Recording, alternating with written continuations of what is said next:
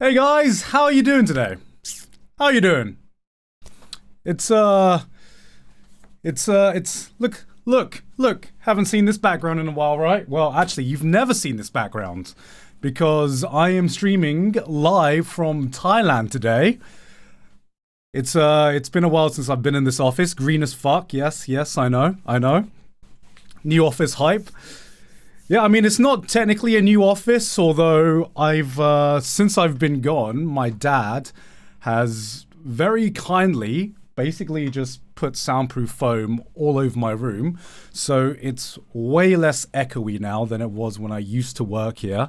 If you don't know, Thai homes are very, very echoey because it's very hot here. So Thai homes are basically built to reflect as much heat as possible and kind of not not be insulative at all.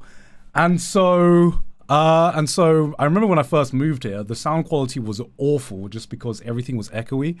But my dad, absolute giga chad, redid my office for me with no expectations that I would ever return to Thailand. So thank you very much, Dad. What is this room? I'm in Thailand right now. Yeah, basically part of the reason I did not stream at all in February was because I was busy getting everything ready to not move, but go to Thailand. What is the status update on the birds? What is the status update on the birds? Right now, they are just newly born. I knew that there were some birds that were like right outside my window.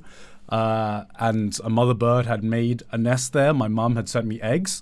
And when we got here, they were just a few days old. So I'll be looking after them very, very carefully. How do I sound, by the way? Since new office, new room, new equipment.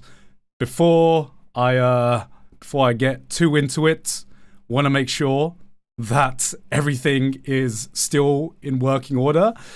Normally happens when I set up a new office or I don't stream for a while. How long would you be staying in Thailand? I'm going to be staying here till the end of March. And thankfully, thankfully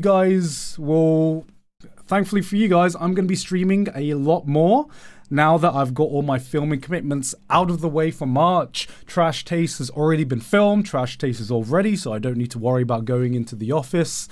And so I just basically get to chill out in Thailand for like a month and just have a much slower schedule. Minecraft office. Bro got the Minecraft office. It's very nostalgic being in this office. No, thank you very much for the $5, by the way. It is very, very nostalgic being in this office, I will say. It's been a long time since I've been in this office. But what we are going to be doing today is we're going to have a long stream day today, guys, since I got nothing planned. See, this is why I'm in Thailand. This is why I'm in Thailand, guys. I got nothing planned. No meetings, no one to meet, no one hitting me up in Japan. I sound like I'm complaining. I'm not complaining. I'm not complaining that people are hitting me up and I get to meet people and hang out with people. But in Thailand, there's nobody. So I kind of wanted to get away from the heavy Japan grind for just like a month, have a chiller schedule, and just do my own thing. You're complaining? I know I'm complaining, man. I know I'm complaining. So, what we are going to be doing today is, first of all, we are going to be starting off with the Anime Awards. We're going to be talking some anime. I know it's been 2 days since the Anime Awards, but, I was traveling to Thailand, staying at my office, so I couldn't stream my thoughts on the Anime Awards. I did stream my reaction, but unfortunately I'm not allowed to keep the VOD. So if you didn't catch the VOD stream, or if you didn't catch the original stream, I'm sorry. I can't personally upload it. Thoughts on Adam Smasher in from Cyberpunk Edgerunners? Thoughts from Adam Smasher in from Cyberpunk Edgerunners? I mean, Adam Smasher was Adam Smasher was pretty cool in Cyberpunk Edgerunners. I don't know how I can talk about him without spoiling the ending of Cyberpunk Edgerunners. So, yeah, pretty cool. And then afterwards, after the Anime Awards, I did a stream before because IGN released their top anime of all time, and if you've seen that video, you know how that stream went. And I saw this a few weeks ago where Kotaku have started to try to get into anime journalism as well. And I thought it would be interesting to see if they could do any better than IGN, because who doesn't love a bit of gaming journalism trying to come to anime? First, we tried IGN. They had a very, very interesting list, and now Kotaku did a list of the best 30 anime of the last decade. So that's going to be interesting. I'm going to be going through that. And then afterwards, we're just going to have a chill stream and play some more Genshin, because it's been a while since I've played some Genshin. It's been a very long time. Actually, I think the last time I played Genshin was when I streamed it. Well, last time I played Genshin properly was when I streamed it before. When I spent far too much money getting, not Raiden, but Raiden's weapon. It's been like a month. But yeah, we're gonna be doing that. Link to the Kotaku Aku, I'll link that in a bit. But first, just wanted to chill out, ask you how your day's going. How's this time zone, by the way? Because Thailand, right now, Thailand is 2 hours behind Japan. So right now it is 11:30 a.m. in Thailand. Any Americans watching? Any Southeast Asian watchings? Southeast Asians rise up, man. Southeast Asians rise up.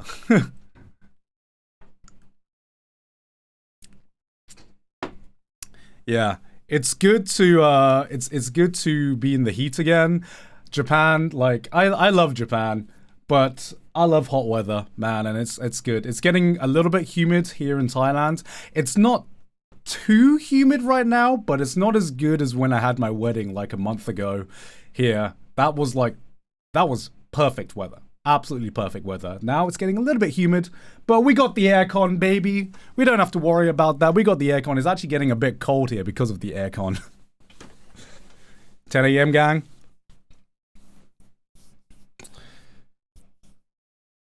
Hey, a lot of Southeast Asians in chat. Hell yeah, hell yeah. Damn, camera is HD. Actually, this is the same camera I always use, man. In before the week-long storm start again. In before the week-long storm, yeah, that's why. That's why I left Japan, man. Although it's funny because February was a month where I was not only busy for filming commitments, like catching up to Trash Taste and filming ahead, making sure my main channel stuff is up, but it was a month where everyone decided to come to Japan by complete coincidence. So I gotta hang out with a lot of new people in the past in the past February. Like obviously, you know, the Hassan Trash Taste episode is coming up, and I got to have dinner with him, Valkyrie, and Saikuno, who God damn, seeing Saikuno at the Anime Awards, oh man, I felt for him, man. I felt for him. He looked so nervous, but he handled it like a fucking Chad, man. Like, talking to Saikuno a bit more now, I'm like, this is who Bocchi the Rock, this is who Bocchi aims to be, man. Like, he's got all his friends, he's still afraid to go up on stage, but he's still does it. And it's like, I look at Saikuno and I see Bocchi the Rock season 4. That is Saikuno. And got to hang out with some Niji Sanji members as well who happened to be in Japan. And then my cousin came to Japan as well for a work trip. So I was busy just showing people around. I feel like I've almost optimized. I've started to optimize where I should take people when they come visit to Japan, depending on what the vibes are. Bocchi the Rock IRL. Basically, right? Basically. He just like me for real.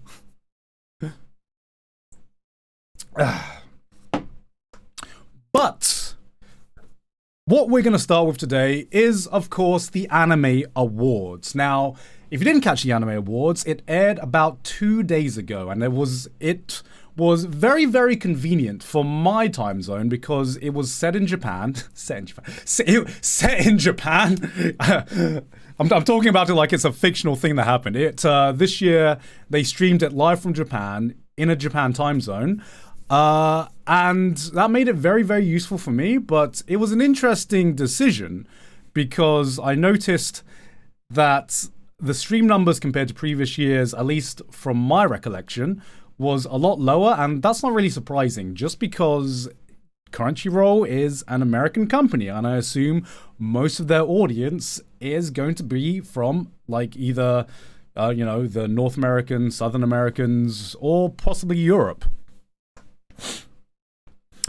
So, what are we going to be doing is I'm basically just going to be, I already know what all of the awards are since I watched it live. If you're watching this on the YouTube edit, I'll probably splice in a bit of my live reactions to some of the different awards, because there were some very interesting winners that there were some very, very interesting winners for some of the categories, which I will be going through. And then afterwards, I'll be going through my overall opinion of the awards this year. So first of all, we'll just go. Spring anime season stream will be? Spring anime season stream will be probably mid-March. So probably in about a week or so. I want to wait until there are a little bit more trailers out, so before I start doing the spring season, and I believe like 2 weeks before the season actually airs is about the nice period where I get enough trailers without being too close to the new season. So look out for that in about a week or 10 days. I don't know. I'm not a real streamer. I don't have a stream schedule. Come on, guys. Come on. Go on with a stream schedule. Let's be real. But okay, I don't have my stream deck with me, so I've got to change this manually. So it's going to be a bit more scuffed than my usual ones. Is that good? Does that look? Okay, that looks good. Stream schedule? What's that? I know, right? I know. But we're going to be going through this in descending order. So basically, this is, I believe, going to be the same order that the awards got presented in, or at least as close as to them as possible. I'm going to skip out most of the VA performance because I don't have too much of an opinion on this. I will say, best VA performance obviously went to Yuki Kaji. That was something that I predicted was going to happen. I will say that. Okay. Yes. Are you borrowing money? I'll send you the money online.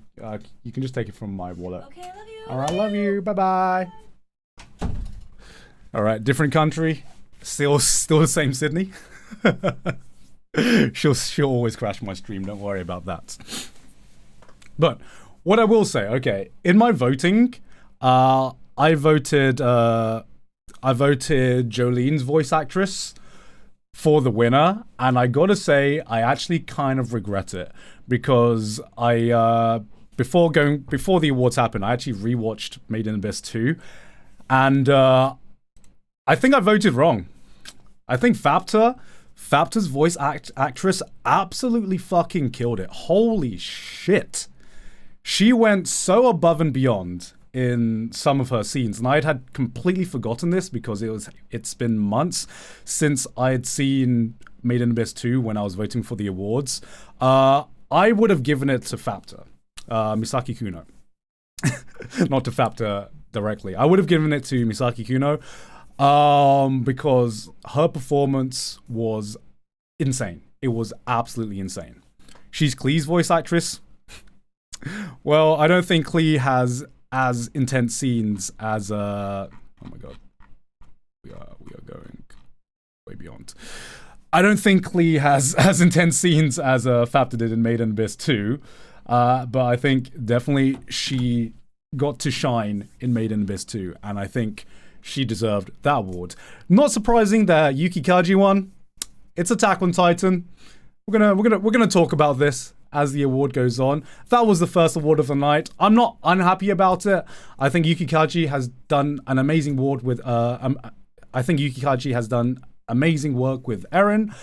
I personally don't think he was not the best, but he had the chance to shine the most this year compared to their competitors. But this is an award that I was not unhappy with. Next is Best Romance, and this was early on in the night. I was feeling good, you know. I was like, best romance. I called it Kaguya. I think Kaguya deserves it, and of course, Kaguya won it. And I don't really think Kaguya had any competition this year. I don't think anyone's going to argue about this, especially with some of these nominations are like tangentially romance, you know. I mean, it went up against Shikimori's Not Just a Cutie, which I think, if that's one of the shows that you're going up against in your category, it's an easy fucking dub, okay? I don't think there were many romances that really even came close or were even what I would call like good romances. This one was a stomp. This one was an absolute stomp, and I didn't really have any competition. Only My Dress Up Darling had a chance. Nah. I liked My Dress Up Darling. It was a nice romance-ish, but yeah. We were all horny for Marin. Let's be honest. It's My Dress Up Darling wasn't even close compared to Best Romance. Surprisingly, Demon Slayer didn't win Best Romance. This was one of the only categories Demon Slayer didn't win. But so far, no problems with the awards so far. Next category after this is, I believe... Oh, I remember this one. You know, there's just something about Demon Slayer. So I cannot escape the Demon Slayer curse, man. I feel like Demon Slayer, every time we have an award show, every time there's a list on there, every time something is ranked, Demon Slayer is just there. Demon Slayer is stalking me. Everywhere I go, I see Demon Slayer. I see Demon Slayers on my nightmare. It's like I go to sleep. You know, I'm presenting the award for Best Comedy. And who wins? Demon Slayer wins. I'm presenting the award for Best Romance. Who wins? It's Demon Slayer. I can't escape it, okay? I can't escape it. It's everywhere. Unfortunately on this stream, I can't show my live reaction to the winner of Best Fantasy. This is it if you're watching it on YouTube. But let's just say it is... Let's just say I was very salty. And I am still salty that Demon Slayer won Best Fantasy. Because here's the thing. I'll save my overall opinions for the entire awards after I go through everything that won. But out of everything on this list, you know, I would not be unhappy with any other of these shows winning Best Fantasy. Because they actually feel like a fucking fantasy, okay? Yes, you could say that Demon Slayer is in the fantasy genre, but it's like, you know when you go to my anime list and you see the tags for the different genres, it's like last, okay? You got like action, adventure, you got shonen. Fantasy is like the last genre, the last tag that's on there, okay? I mean, for one, it's not even based in a fantasy world. It's based in, I can't remember which exact era of Japan it's based in, but it's still based in Japan. At least these other fantasy shows are based in fantasy worlds. And the Taisho era, that's it. Not the Meiji era, the Taisho era. So it's like Japan in the 1920s. So it's not even that old, you know. It's kind of like 1900s Japan. Cope? I am coping, man. I need some copium, man. I need some copium. And how you can argue that here's the thing. Before we start the Demon Slayer Assault, I really like the Demon Slayer Entertainment District arc. I think it genuinely is one of the best anime that aired this year or last year. That's why I put it on my top list of best anime. But to argue that it is a better fantasy than all of these other nominated shows is just... come on, man. Come on, man. Come on. I am seething. I am in pure copium mode right now. But come on, man. Come on, Crunchyroll. Come on, viewers. Come on. Judges, anyone, I'm begging you. Any one of these shows, I would have been happy, man. Any one of these shows. But I think the problem with this is that I'm kind of starting to realize maybe people just don't watch fantasy shows. Maybe it's just me. Maybe it's just me and my isekai, you know? Because I'm pretty sure the only reason Demon Slayer won this is because nobody really watched any of these other shows, especially compared to Demon Slayer. So I wouldn't be surprised if a lot of viewers went through the list of nominations and was just like, I've only seen Demon Slayer. I'm gonna vote Demon Slayer. And that kind of includes, and I'm not sure if that includes the judges as well, just because in general, looking through these awards, I don't think like a lot of these nominations are only nominated in the fantasy category and not anywhere else.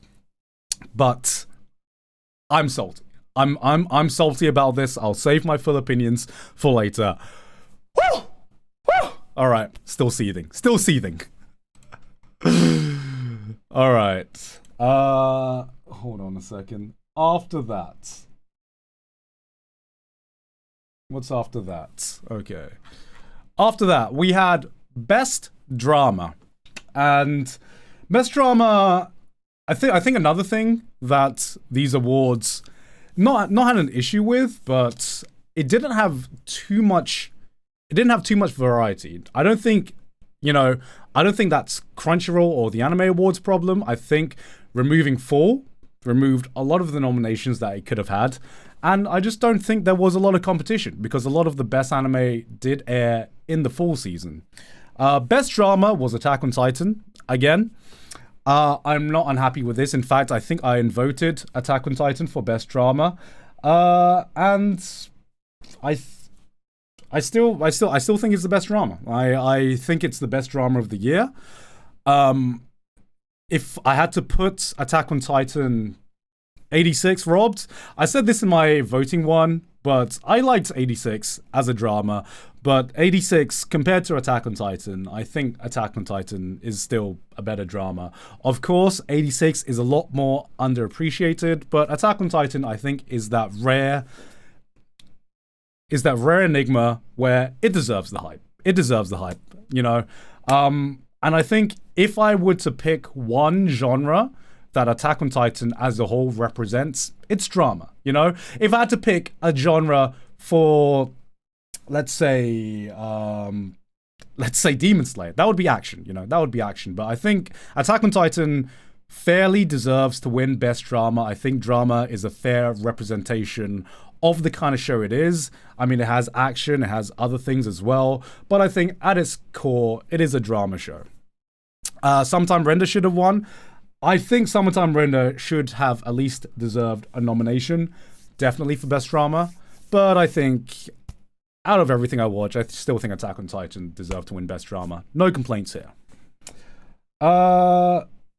Next, we have Best Comedy. Now, of course, Best Comedy was going to go to Spy Family, just because of the popular vote. What else got nominated? Oh, actually, I was surprised about this. Because I thought Kaguya-sama. I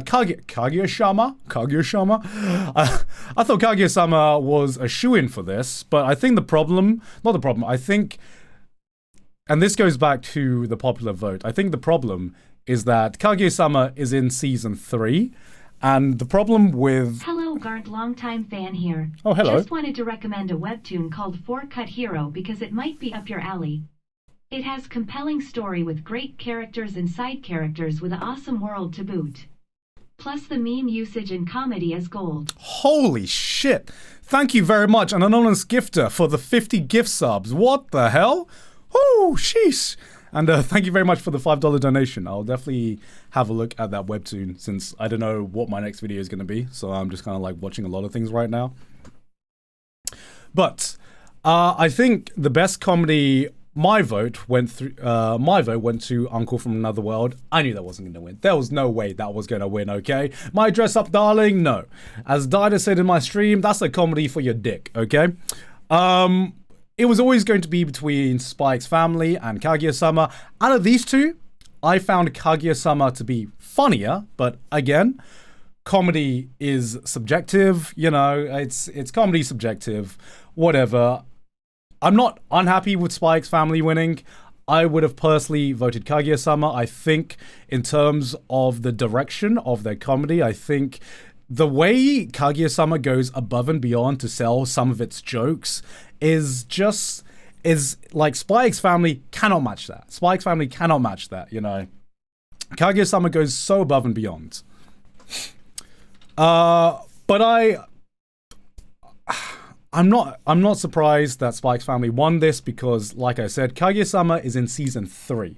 And the more season that an anime goes on for, the less people that are going to watch it. Because obviously it's kind of like, unless it's something like Attack on Titan, you're going to get a more and more dedicated fan base, unless the hype just continues to increase. But something like Attack on Titan is, I think, an outlier. Most of the time, people want to watch what's hot and what's new. And that's why I think Spike's Family won this.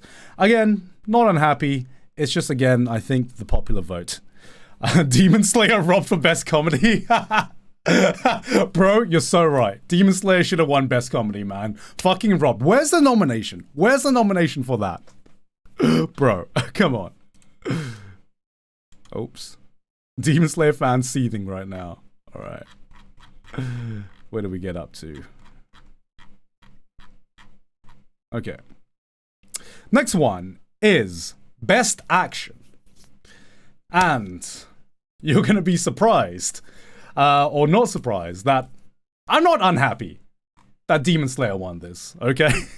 I'm not unhappy. I'm not. If there's one category, no, 2 categories, I'm not unhappy about Demon Slayer winning. It's Best Action, okay? I voted Cyberpunk for Best Action for this one, but it was really, really, really close between Cyberpunk and Demon Slayer for Best Action. Why are you lying to yourself? Come on, guy. Come on. Yes, Demon Slayer got overrepresented in these award shows, but the action in it was insane. The action in this was insane. I'll allow it, okay?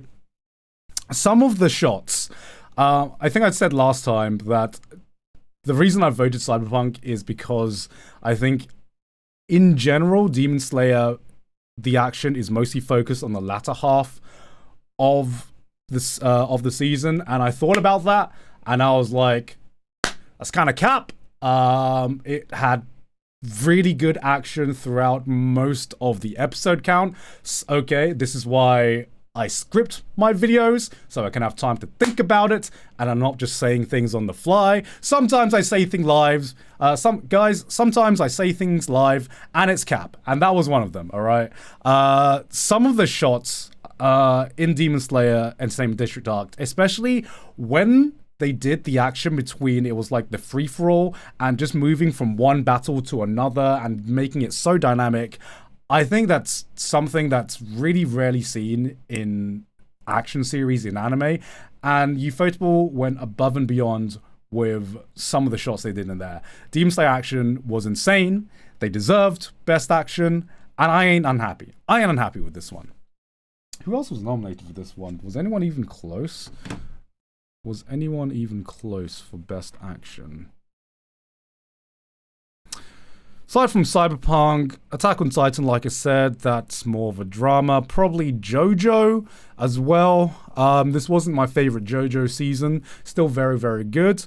But I still probably would have picked Demon Slayer or Cyberpunk Edge Runners. Yeah, I'm not unhappy with that. Oh my god, I gotta stop doing that.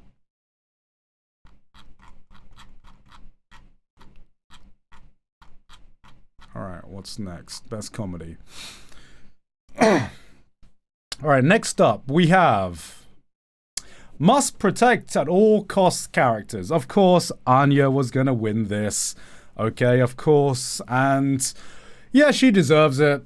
Who else was nominated? I forgot. I think Boji.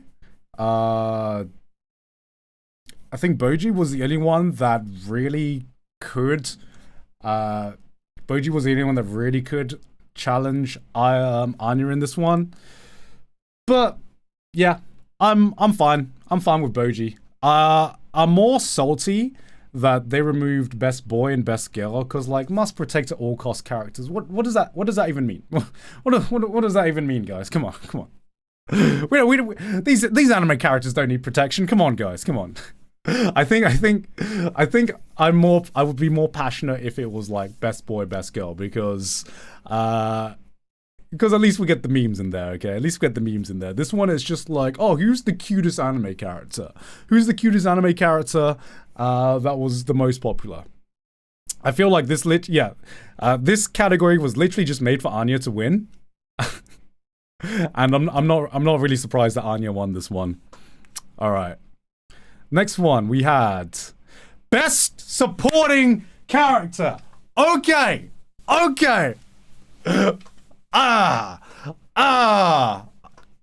This one I was salty about, but I was salty about this one even before the award got announced, all right?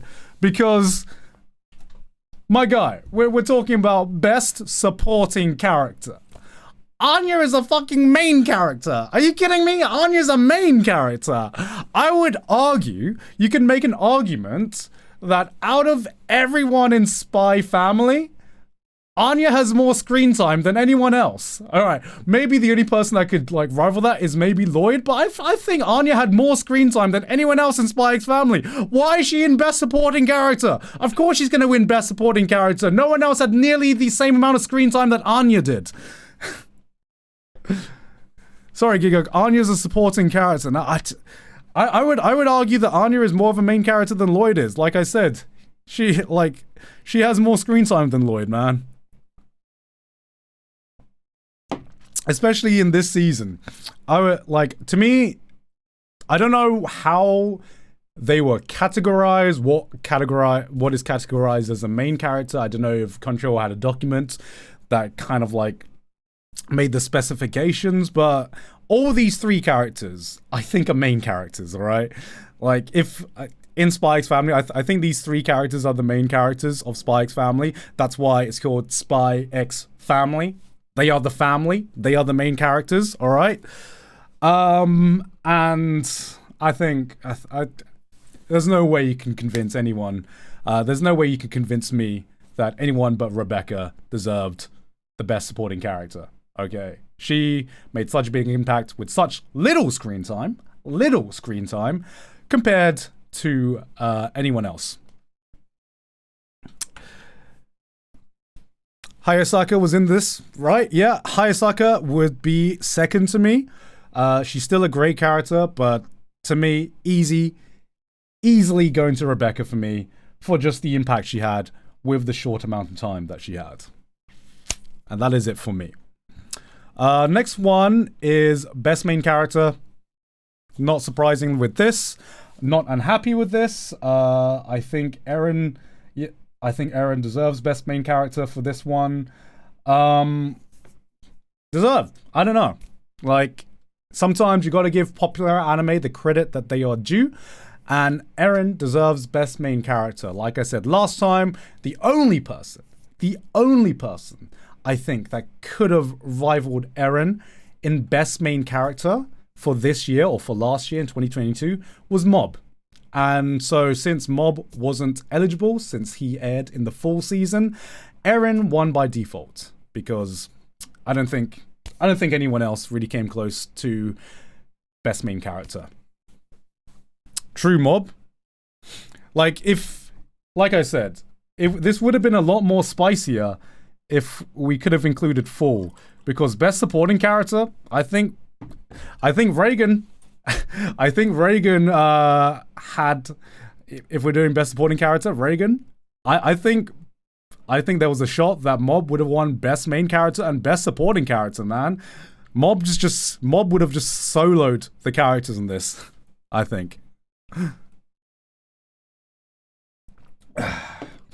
So, no complaints from me. Next one, Best Director. Oh, and this was at the point. At this point, I knew. I could see. I could see where. I could see where this anime awards was heading. All right. This at this point, I knew that this was going to be the Spy Family, the Attack on Titan, and the Demon Slayer awards.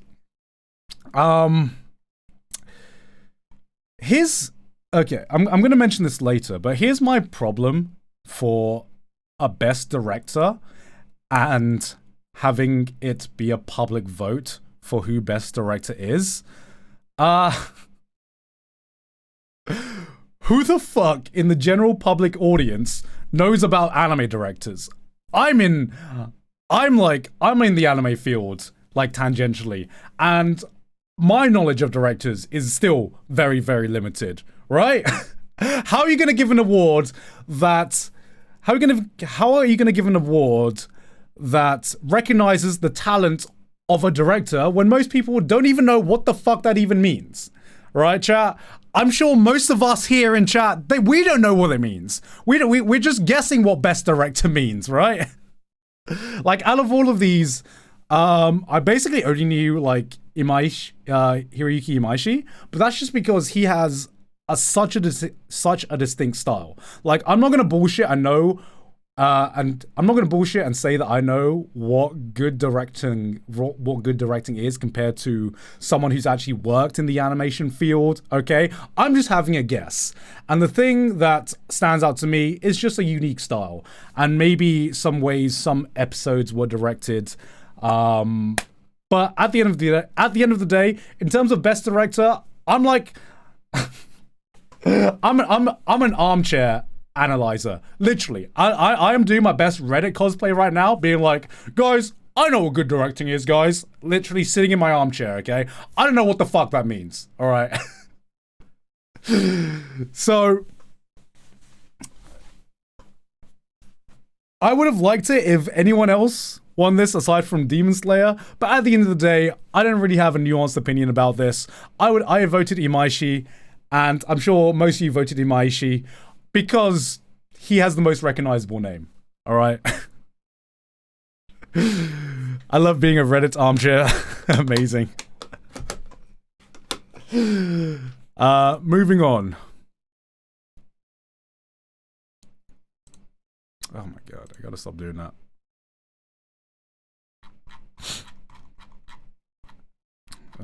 Next one. Okay. Next one. We have Best Anime Song, which of course is Rumbling. I don't even know what Best Anime Song meant.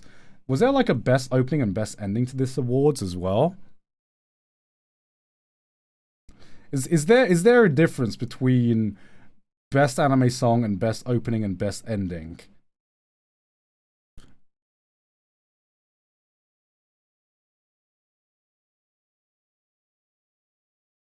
Oh, I'm checking right now. People say L. I mean, okay, I know what I voted for, and that's Cheeky Cheeky Ban Ban. But that's just because, actually no, I voted that one for best opening. That was my opening of the year. Songs are really, really hard to do because I think more than anything, at least in terms of best anime song and best opening and best ending, that's so subjective, even more than comedy is. Everyone has a different opinion everyone has a different taste in music. And I don't know how I would judge what a good anime song is. What category would you guys use to judge what a good anime song? So again, I feel like best anime song is kind of just a moot award because there's no way that this is going to be anything other than just a popularity contest. Again, Mob got robbed. Mob's gonna get his time, man. Mob's gonna get his time. Like I said, Rumbling was okay for me. Wasn't my favorite anime song of the year, but what do I know? What do I know about music? I know fucking nothing about music. I'm only just a tier above Connor in that I can recognize like a tiny bit more than beeps and boops. Songs make me feel things. I don't know how to describe songs. I just know which ones I vibe with and which ones I sound good. Which one has the good lyrics, except I don't even listen to lyrics, alright? That's why I like listening to Japanese songs, because at least when I listen to Japanese songs, I don't have to pretend like I understand the lyrics, you know what I mean? Listening to Japanese songs, listening to Korean songs, or any songs in different languages, I can recognize the vocals. The vocals sound like they're emotional, but the lyrics mean nothing to me, and that's exactly the same as if I listen to English songs. So, I'm not going to say much about best anime song. Moving on to best film, which I also don't have an opinion on. I think the only films really in the running for this one was One Piece and Jujutsu Kaisen. I thought Jujutsu... It's funny because this was actually the only anime film I'd watch, which is why I don't really have an opinion on this one. Actually, no, I watched Bubble. That was forgettable. That did not deserve to be nominated. How's One Piece Film Red? I haven't watched One Piece Film Red. Was it good? Was it good? Did it deserve the W? What do you guys think?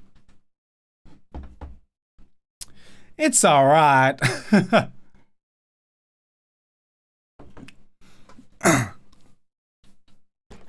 7 out of 10? 7 out of 10? Yeah. That's what I thought about Jujutsu Kaisen 0 as well. It's alright.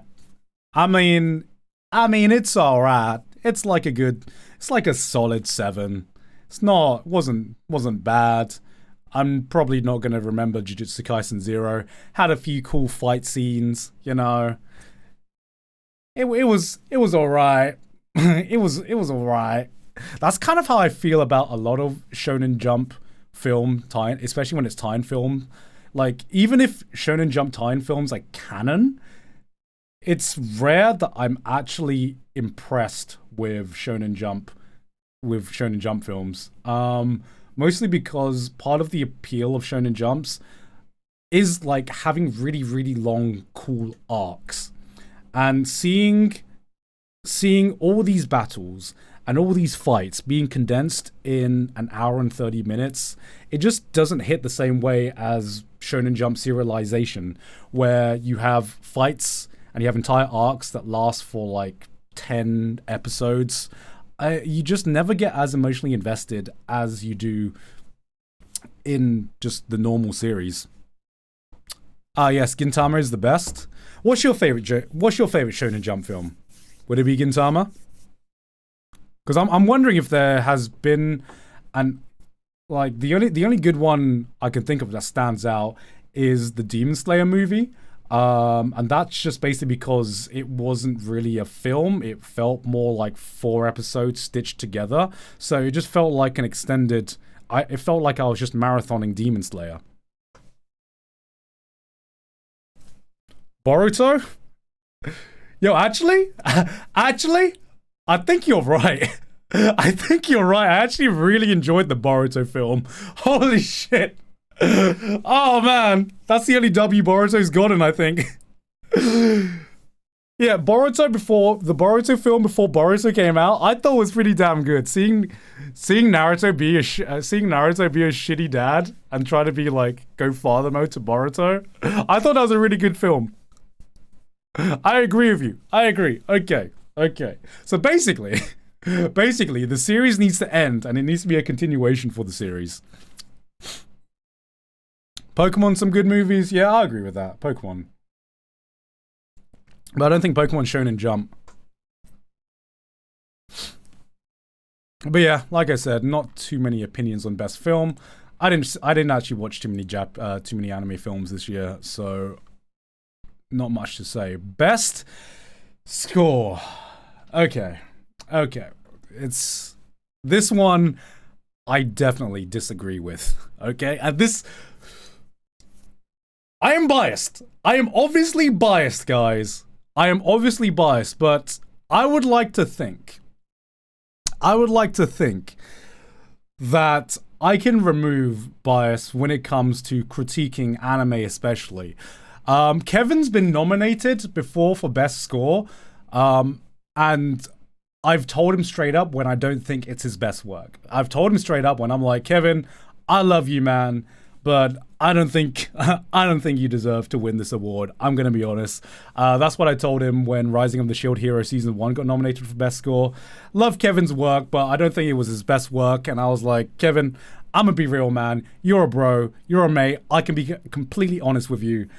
This wasn't your best work. I think this award deserves to go to someone else. Having said that, I genuinely believe Kevin, Made in Abyss Season 2 was some of Kevin's best work. Say this to him as a mate and as an anime critic. I think Made in Abyss 2 was some of his best work. And I think even if I didn't know him, I would have voted for Made in Abyss 2 for Anime Score of the Year. But I don't even think that Attack on Titan final season had the best score compared to some of its contemporaries. If I couldn't pick Kevin, I probably would have picked Cyberpunk Edge Runners. I think that Edge Runners had an insane soundtrack. Kind of cheating though, just because they had. I don't know if it's kind of cheating because they could pick from any of the soundtrack from the video game that they spent millions and millions of dollars making. So they basically had an entire album's worth of videos. An entire album worth of songs to pick from. But Attack on Titan final season, I don't know if this is going to be a hot take or not, but I only really remember one track from Attack on Titan final season. I only really remember one track. I feel like Attack on Titan's best music has come from season 1 to 3. Rumbling doesn't count as OST, by the way. Rumbling doesn't count as OST. Like, I think Attack on Titan's best music comes from season 1 to 3. Like, when I think of iconic Attack on Titan music, I think of so many scenes from, like, you know, the Ape Titan, for Historia's scene. That fucking scene where Historia does the thing with the vial and that comes out. Holy shit! That music slapped so hard. Out of all of Attack on Titan final season, I only really remember Ashes of Fire. Ashes of Fire is an absolute goddamn banger. And I believe that Ashes of Fire stands on that same level as some of Attack on Titan's previous work. But that's the only one I remember. That's the only track out of the entire OST that stands out to me. Everything else is good. You know, it does its job, but it's definitely not as iconic as Hiroyuki Sawano's previous work with seasons 1 to 3.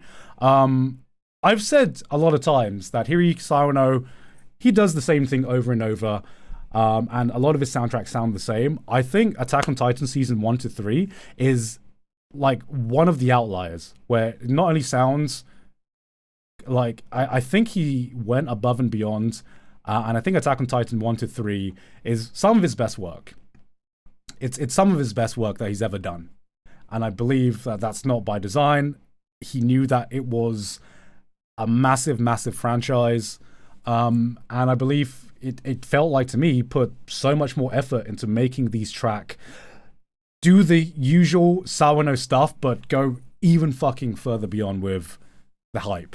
And Zero Eclipse, man, what a fucking track Zero Eclipse is, man. And not just that, just remember all of the insert songs in season 1 and season 2 and season 3. Final season, I don't think stands in that same caliber, but I think people voted for it just because it's Attack on Titan. I mean, I think this one, it was either going to be Attack on Titan or Demon Slayer winning this.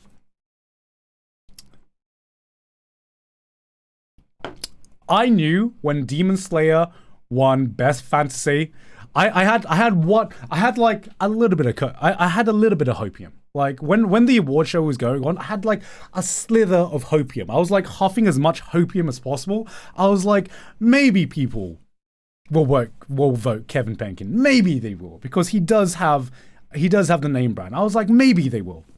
But then I saw Demon Slayer winning Best Fantasy, and I was like, Kevin, it's done. It's done, man. It's done. You ain't winning Best Score. You ain't. It ain't happening this year, man. It ain't happening this year. Oh goddamn! I felt so bad, but I was like, yeah, Kevin, this is an L, man. This is an L. You ain't getting the W today. I'm sorry. And I think he knew that as well. Kevin knew that. It's funny because Kevin. We were having a watch party, and basically the entire time, Kevin was either watching my live reaction stream of it, or he was like secretly hoping that he was like, can this award show be over so I can go hang out with friends? Because I know I'm not going to win this. My man's way too humble sometimes. What is that? I don't know if someone's hoovering or something out there. But, moving on to, what's the next one? Best ending sequence. What did you guys vote for? What did you guys vote for?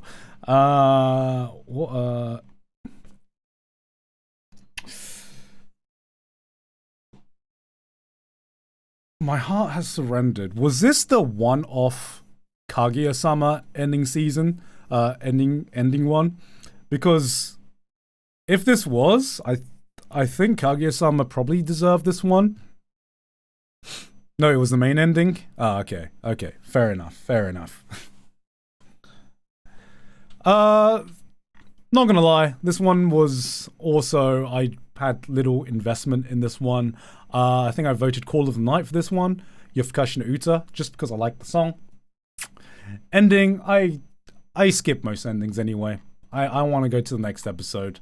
Unless the song's an absolute banger, I just skip that one. I'm okay with this one. Whatever. I'm not invested in this one. What? Guys, come on. Chat. Don't lie to me. Don't lie to me, chat. I know over half of you skip the ending sequence, okay? I'm calling it now. Over half of you skip ending sequences, alright? A lot of us do it. Come on, guys. Let's be honest. Stop trying to put yourself on a pedestal, alright? Come on. We do it. Let's stop shaming each other for it, guys. Come on. You can be honest. You can be honest, guys. You can be honest with this stream. Come on, guys. Come on. I'm not the only one, right, guys? Come on, guys. Come on. I'm not alone. I'm not alone, guys.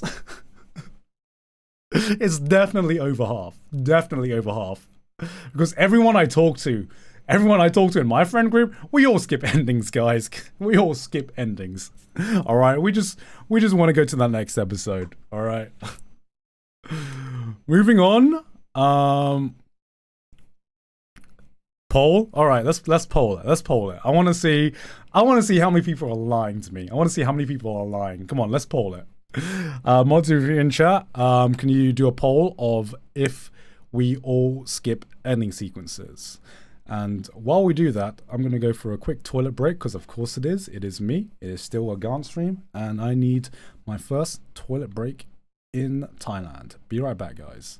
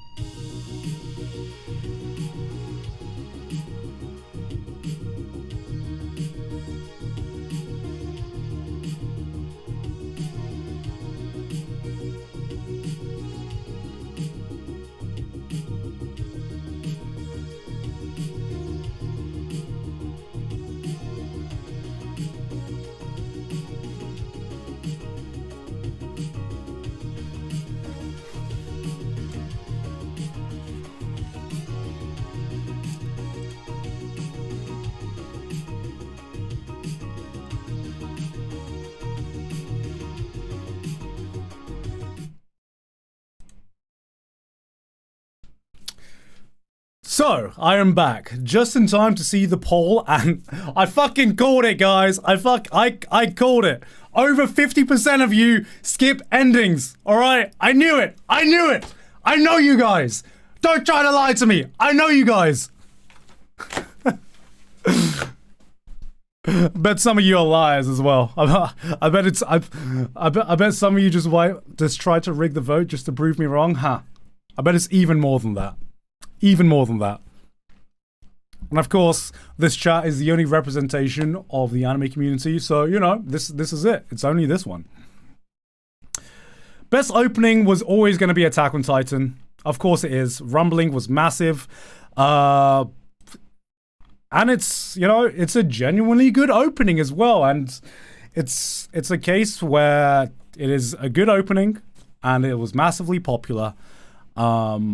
My vote still goes to Cheeky Cheeky Ban Ban, but I am not surprised that this one won. What I would put second is Ranking of Kings.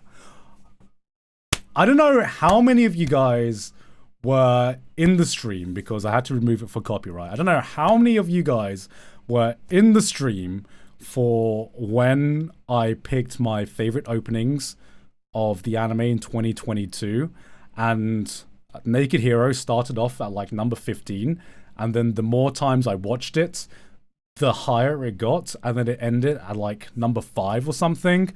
Yeah. I listen to this shit every other day now. It is so fucking good.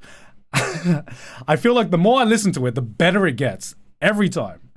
And it's like top 3 now for me. Top 3 best anime openings of 2022. Cyberpunk, I still really like the Cyberpunk opening because it's Franz Ferdinand, and anytime there's indie rock music, I'm going to love it. But for me, number 1, number 2, and then everything else is kind of like, I don't really mind. But I'm not surprised that Attack on Titan won this one. Not surprised at all. Moving on to Best Continuing Series. Okay, do we need this award? Shall we just rename this series? Shall we just rename this award to the One Piece Award? Because is anything else going to win this other than One Piece? Skipping the ending is cool, but have you ever skipped the entire episode? What the fuck? Pain, what the fuck? Pain, I know you're a mod, but what the fuck, man? Can you like ban yourself for that? we don't do that here. We don't do that here. Only recap episodes. That is true. Only recap episodes and filler episodes. That's the only thing I will allow. That's the only thing I will allow. But best continuing series. I feel like every year this is just going to be the One Piece award until One Piece ends. Because and so that means One Piece is going to win this for the next 20 fucking years or some shit. Alright, let's I'll stop memeing for a sec. I'll stop memeing. Genuinely, I do think One Piece deserves to win this award this year. I think the Wano arc, you can tell that there is a massive increase in quality for a weekly show. Considering that One Piece has been going on for God knows how many years now, the fact that I don't know what they've done. I think Toei Animation have changed their workflow, because normally when you have weekly airing Shonen Jump shows, the quality is dog shit compared to seasonal anime. But One Piece has consistently this year had incredible animation, and animation for more than just one episode. Hey, honey.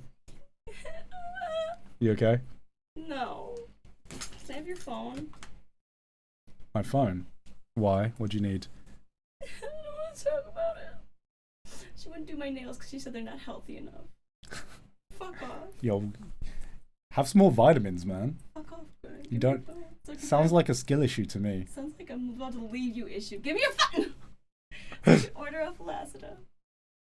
What are you ordering? Just nail oil. Fuck off. Worst husband ever. I've never had someone say, yo, we can't do your nails because your nails are too weak. Fuck off. Get better nails. I'm literally like this close to like leaving. Fuck you. Nail oil. Hey, that's how you know it's good. That's like, a lot of people would have just been like, you know, I'll just do your nails anyway. I don't care about your nail health. But she's Yeah, like, okay. yo, get better nails, Sydney. Fuck you. I'm mad at you now. You're nothing. Nobody. Buy some vitamins as well. No. What is good for nail health, chat? I'm sure chat can tell you what vitamins to have for better nails. Yeah. Fruits, water, milk. Milk. Milk. Zinc. That sounds right. My mom asked me to have more vitamin K.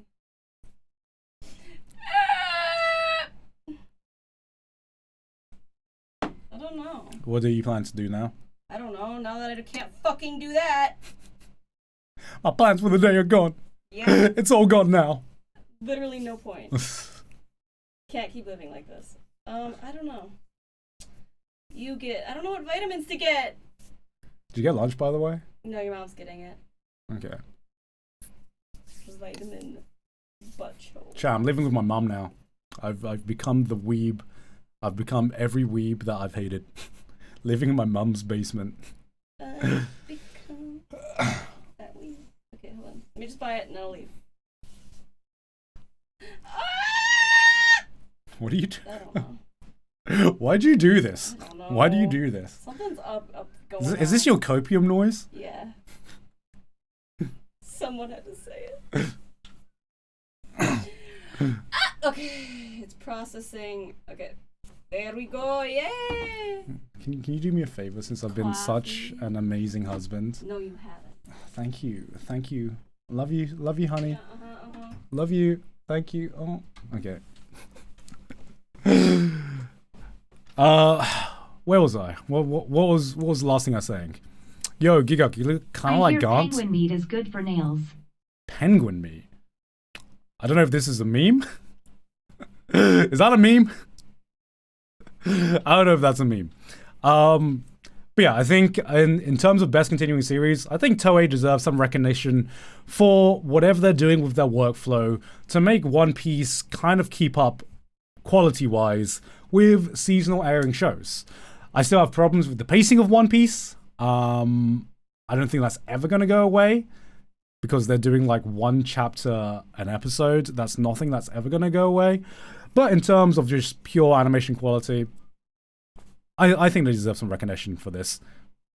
Boruto should win this category. I would love Boruto to win Best Continuing Series one year, man. The absolute state of Boruto. I don't even know what's going on in Boruto anymore. I see a clip on Twitter and Sasuke is fighting dinosaurs and I'm like, what the fuck is going on? What is going on?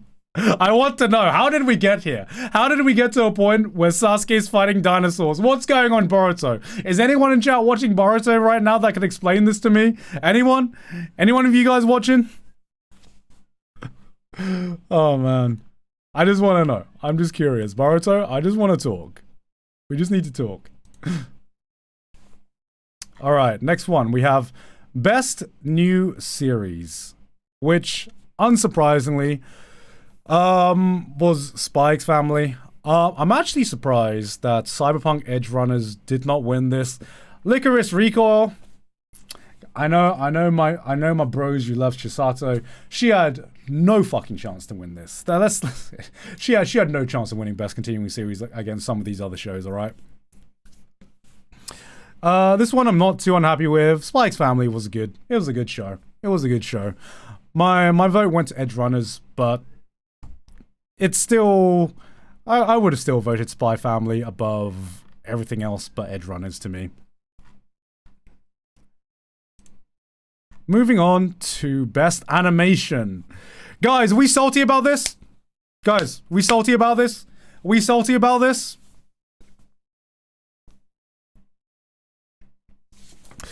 One of the few categories I think Demon Slayer deserves. Demon Slayer deserved this one. Demon Slayer deserved the W in this one, alright? Ufotable, fucking solo carried, man. They deserved it. They deserved to solo carry. Their backs are hurting. Their backs are hurting from carrying this right now. And if they didn't win this one, they needed to win this one to afford the... they needed to win this one to afford the chiropractors, man. They went crazy on this one. Demon Slayer, of course, deserved this one. I forgot who else was nominated. Are you talking about the Demon Slayer awards? Yes, I am, honey. Thank you very much. Took too much. Fucking way to deserve most of those awards. It deserved best animation, though. I'll allow that. I'll allow that one. But I won't allow the others. Yes. Shit. The Normie Awards. Wow, honey. Thank you very much. Thank you very much, honey. Yeah. Thank you very much for your input. Yeah, Demon Slayer deserved best animation this year.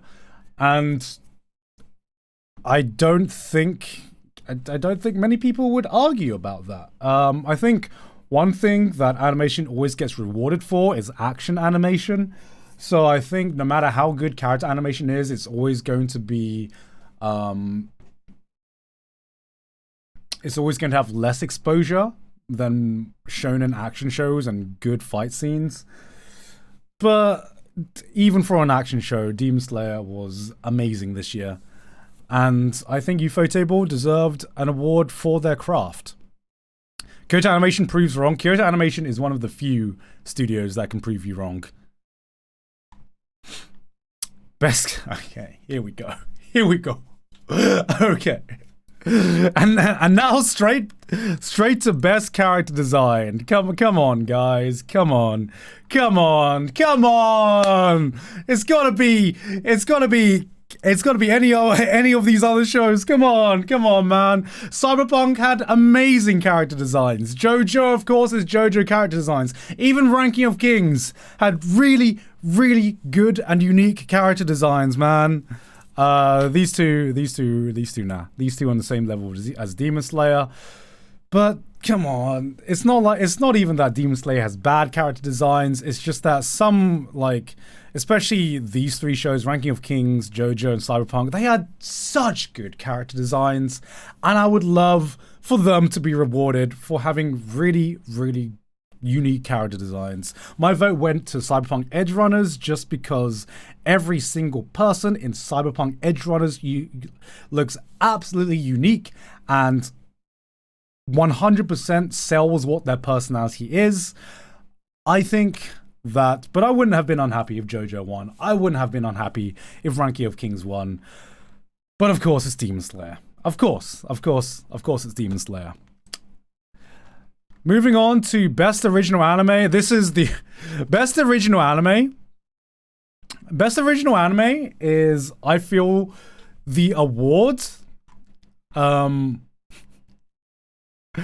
let's be honest. Best Original Anime don't normally get popular. Okay, original anime don't normally get popular compared to anime with manga or anime with light novels or anime called Demon Slayer.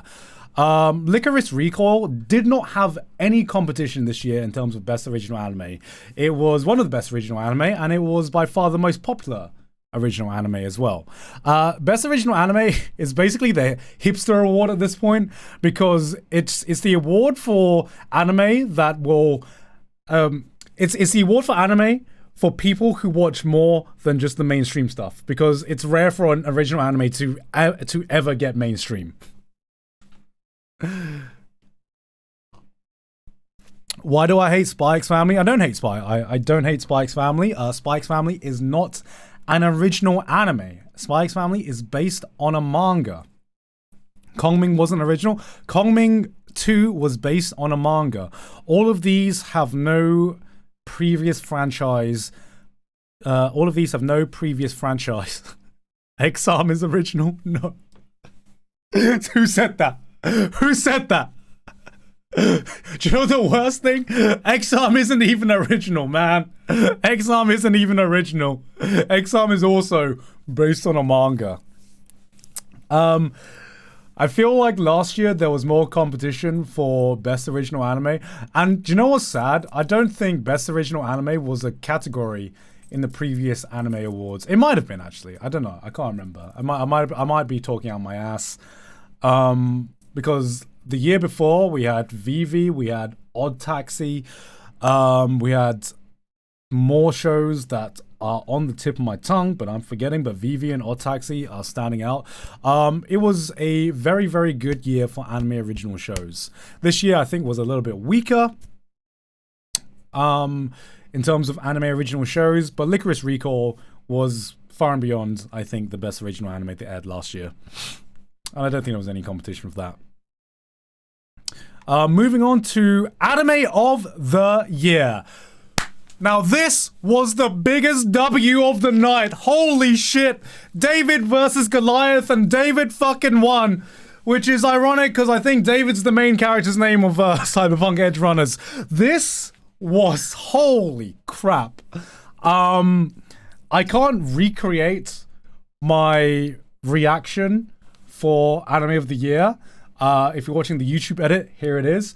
I think someone re-uploaded it to YouTube somewhere, but I was shocked. I was shooketh.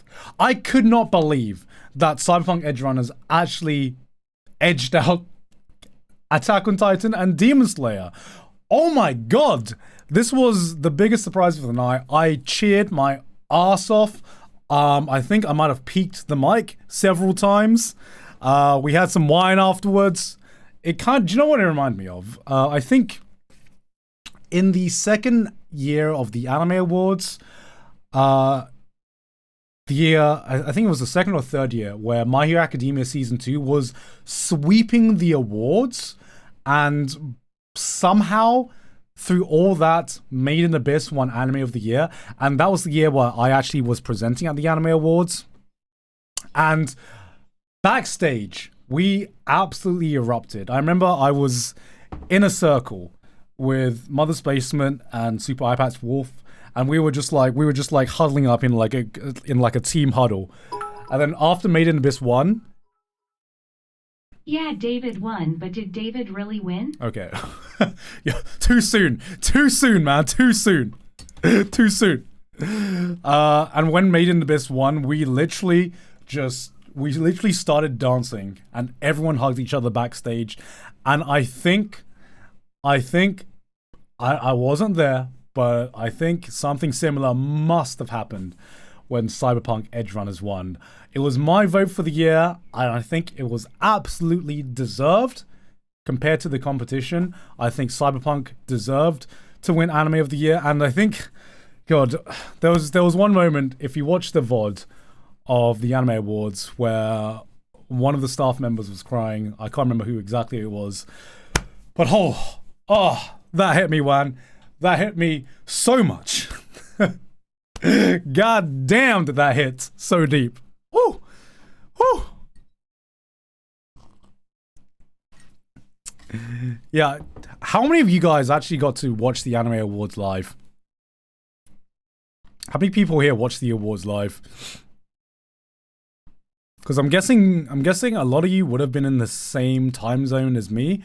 A lot of Southeast Asians out there that were able to watch it.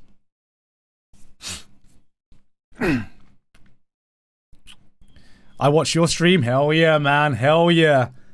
Good taste. Good taste.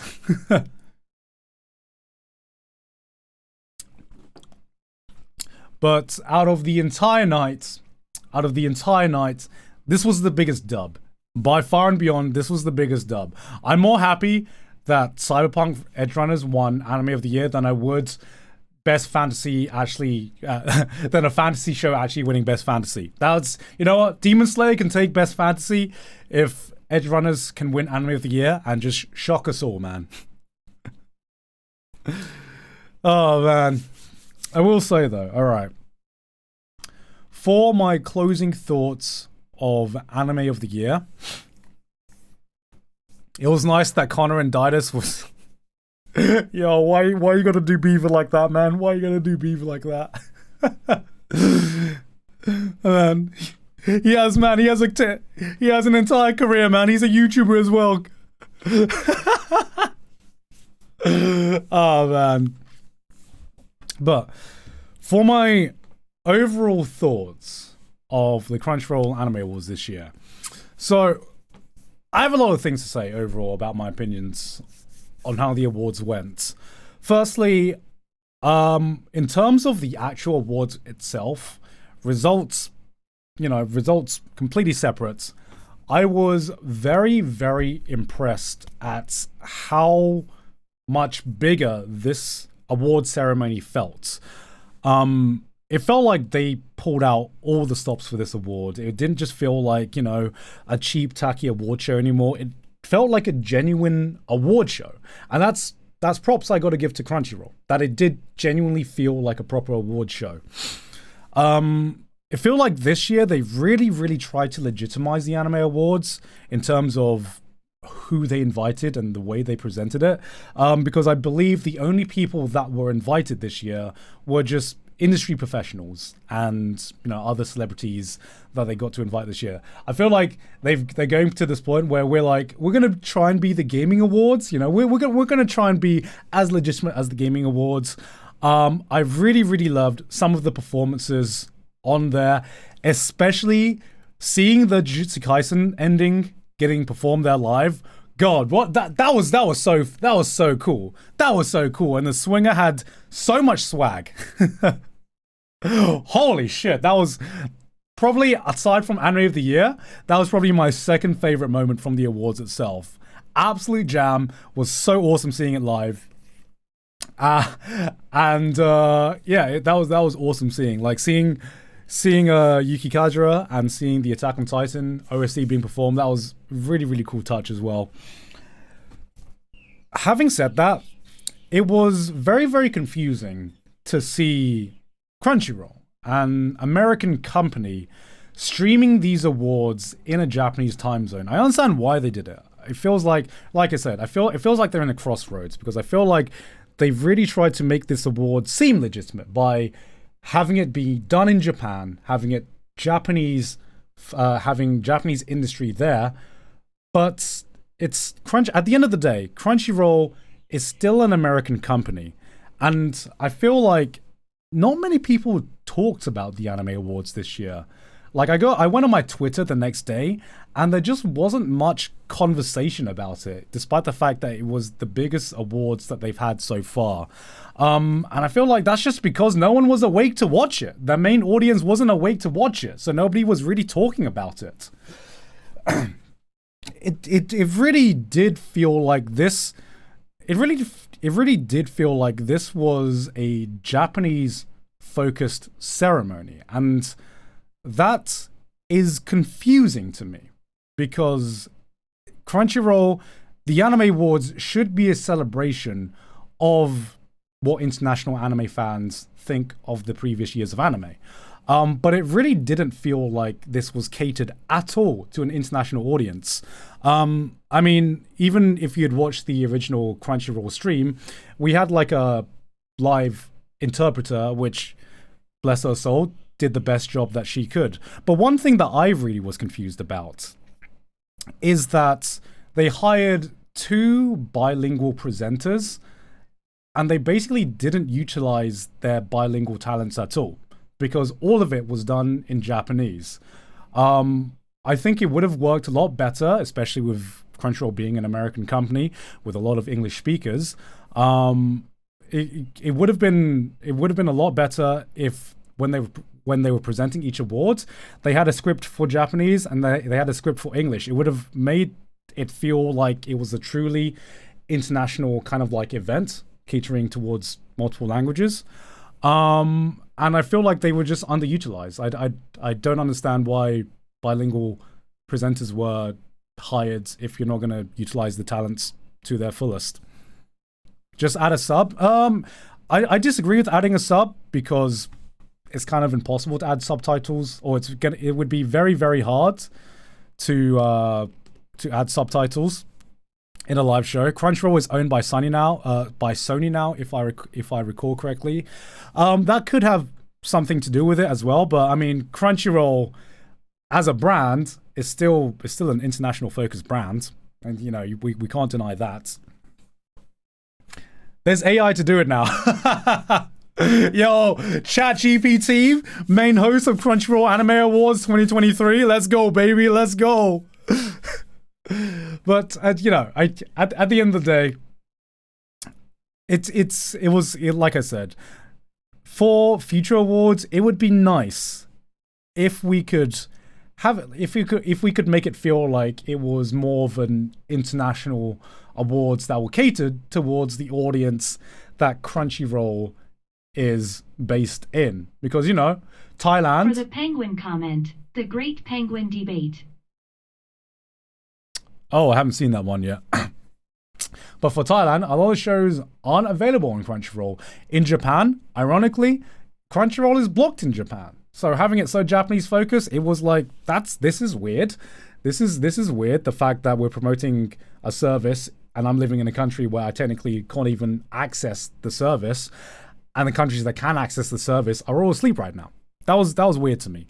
Another thing is that now that you are having this sense of legitimacy to the awards, now that you're inviting industry members to it, the system, I'm not sure what the system was this year, but clearly something is broken when something like Demon Slayer can win Best Fantasy. Something has clearly gone wrong with the system. And I remember talking to some staff members before about, you know, how much the judge vote, how much the percentage of the judge vote is in comparison to the viewership votes. And they were kind of at crossroads because they really wanted to promote the sense where it's a viewer-run show, the viewers can get involved, and so the viewers should have a percentage of the votes. If you're going to do viewer votes, you need to do something like the Game Awards. Make it as small as it can possibly be. All right, make it like 10% or something. Because at the end of the day, the viewers don't really fucking care. The viewers don't really care at all. Like, all they want to do is click buttons and vote. You don't even need to tell them the percentage, right? You can have a fan vote. You can have a fan vote. Just you can have a fan vote, but just make it as small as possible. Give more power to the judges. Because one thing that really skewed the votes even more this year, because we had a viewer vote and we had a daily vote as well. My God, you could vote daily on the different categories, and that would have skewed the popular vote even more than it normally does. Even more than it normally does. So of course, some of these categories were going to be a bit skewed. Just make fan vote an extra category. I do think that they are onto something with having a small percentage of fan votes, because I know that the R Anime Awards, they do a fan vote and a judge vote.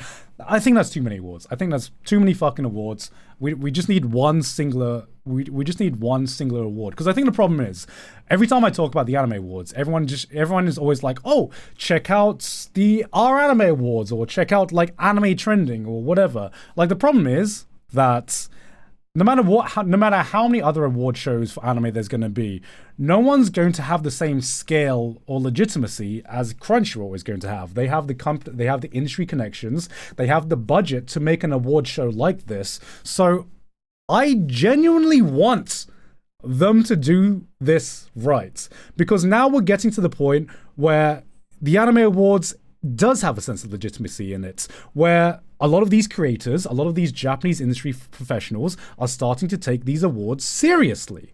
They're going up and they're actually getting a sense of their achievements to the international anime audience. And I think with this sense of legitimacy, you need to make sure that the system is just better, because I think even some of them were surprised that some of them won some of these categories. Like when the guy came up to win the best fantasy for Demon Slayer, even he looked shocked, you know.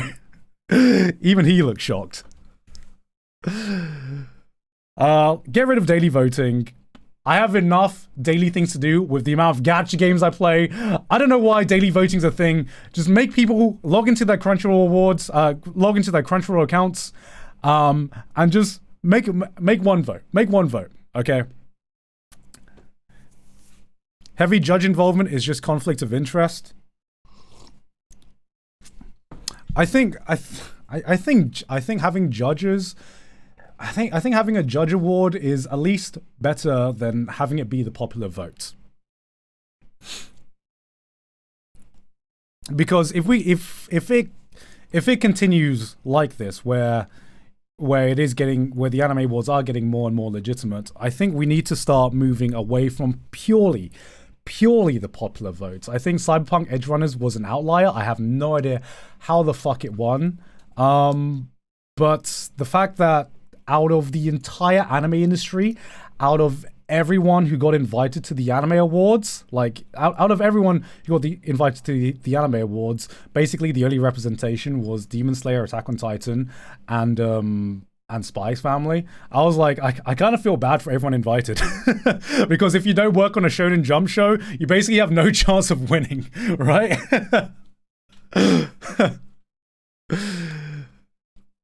And here's the thing. I don't want everyone to keep clowning on Crunchyroll, because I legitimately think they're trying to do something good. They're trying to do something good for the industry. They're trying to do something cool by doing the anime awards. And let's be honest, guys, award show aren't, as a viewer, award shows are just a nice time to get together and just embrace the salt and embrace the winners and the losers and just have a good time together, okay? That's the fun of award shows for us. I legitimately want Crunchyroll to do this right. And I think they're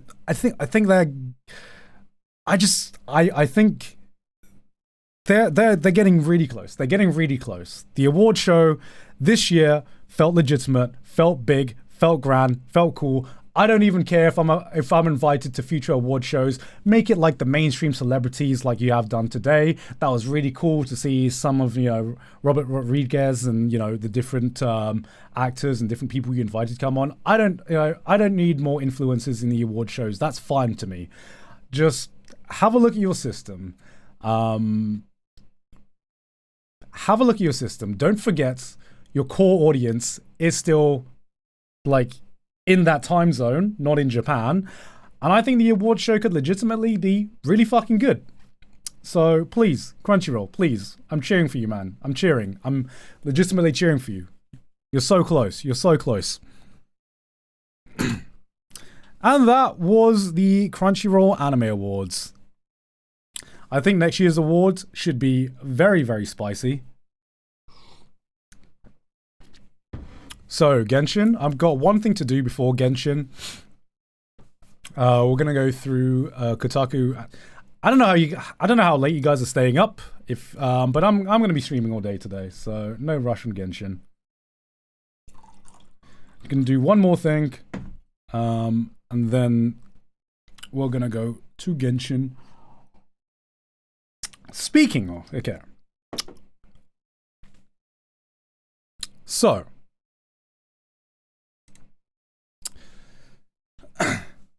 So guys, speaking of salt,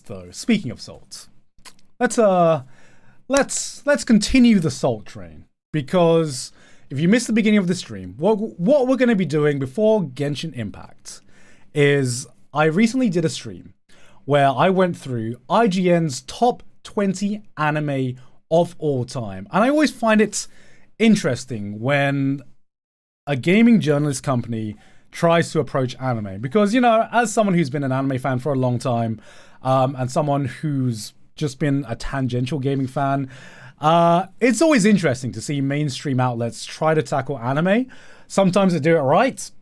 A lot of the times they do it wrong. And if there is another gaming outlet I feel like has a name brand that's also pretty strong, it is Kotaku. Now, I've previously seen Kotaku's takes on some games, and there's a lot of things that I have disagreed with in the past. And a few weeks ago, they released a list detailing the best 30 anime of the decade. So I thought it would be interesting, like the IGN list, to go through what Kotaku think are the best 30 anime of the decade and see if I agree with it or see if I disagree with it, and just see how much salt flows. Formidable FMA Brotherhood number one. Thankfully, FMA can't be number one because it was before the decade. Woo! And we will be doing that right after my pee break. I will see you guys in a bit.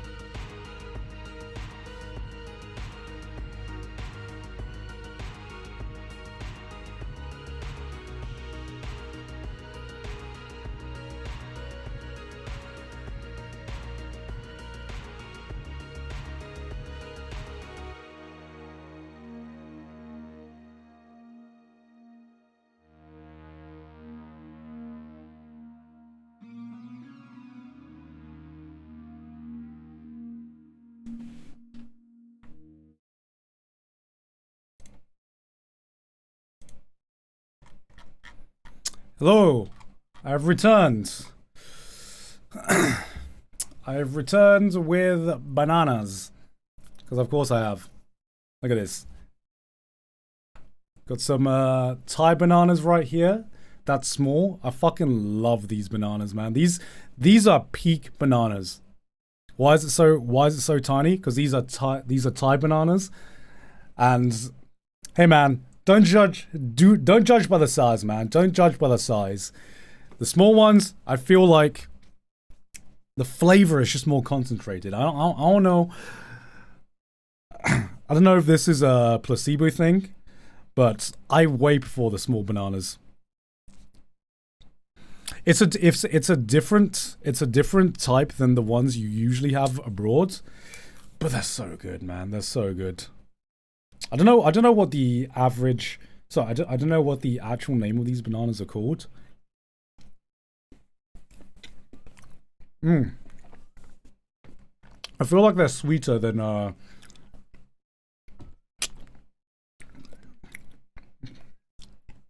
feel like they're sweeter than other bananas. We've reviewed bananas now? Yeah, man. I need to keep my energy up for this stream.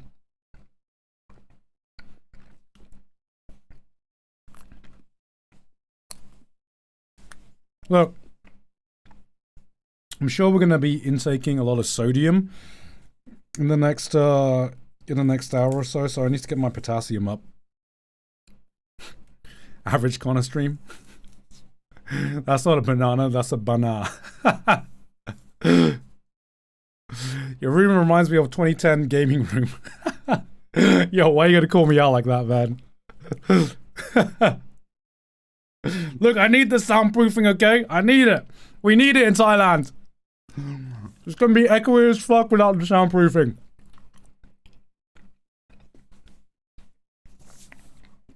Fuck, my hands are sticky now. I won't. He's still in Thailand? I just arrived in Thailand, my guy. I just arrived in Thailand.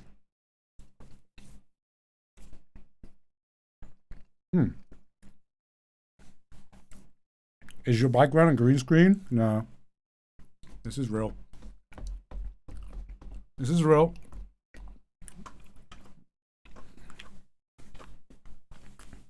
Like, when I left Thailand, my dad actually built this office for me. He, like, soundproofed everything. He put a carpet in. And then I was like, Dad, I'm moving to Japan, by the way. I'm not actually moving back to Thailand.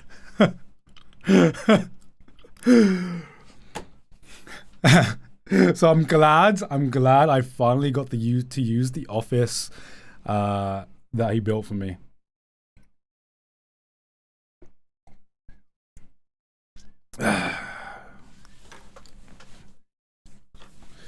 All right, let's get started. Ooh, could do with a massage sometime later, actually. Oh, good thing I'm in Thailand.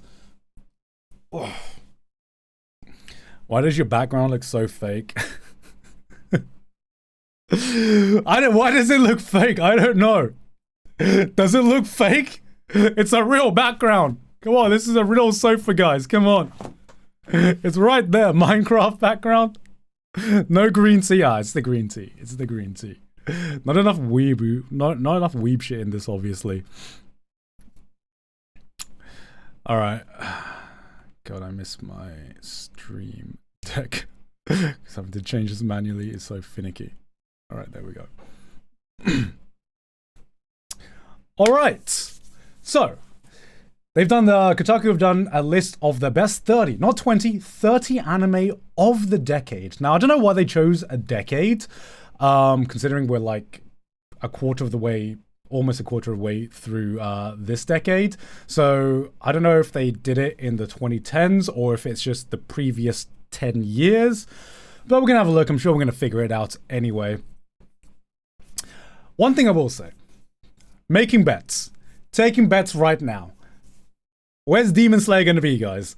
Where is Demon Slayer going to be? Because it's going to be here somewhere. Okay? It's going to be here somewhere. That's a given. Demon Slayer has haunted me for long enough that it's going to be here somewhere. The real question is, where is it going to be? I'm saying... I'm going to say it's going to be top 10. Definitely top 10. I'm going to give Kotaku the benefit of the doubt and say number 7. Number 7 is where I think Demon Slayer is going to be. All right? Putting my vote in now. It's going to be somewhere. Going to look real awkward if it's not on this list, but I'm pretty sure it's going to be on this list. All right. So, starting in at number 30, we have Kakegurui? Really? Really? The best? Some of the best anime of the decade? Yo, we voting with our dicks again, man? What's going on? What's going on with this? Kakegurui was good. I don't think it was that good. Jesus, definitely not anime of the decade contender. I mean, it was like Kakegurui. Kakegurui was a series that I think really, really blew up. Not even on YouTube or anything like that. I think it just really, really blew up on TikTok. And I have to ask, I think more people recognize Kakegurui from TikTok and cosplays than they do from actually watching the show itself. I don't actually know how many people watch. I don't know how many people actually watched Kakegurui.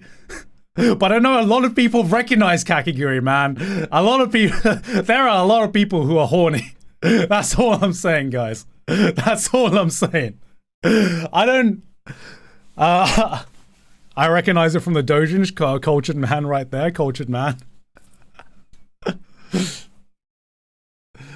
Like, Kakegurui was enjoyable, but ain't no way it deserves to be on a top 30 best of anime of the decade. I don't think it was that good. I don't even remember much that happened in it, but I do remember Crazy Girls and Horny. Crazy Girls and Horny, that's all you need. I don't actually remember anything about the plot. I think it's to do with anime. It's like, I think it's to do with gambling and anime. Right. That's what we remember about it, right? Top 50, maybe. Like, it was like a 7.5 out of 10 for me, Kakegurui. Horny gambling. That's all you need. Yeah, I don't know. Weird start. I didn't think Kakegurui was gonna be on this. All right, moving on next. Yuri on Ice. Okay.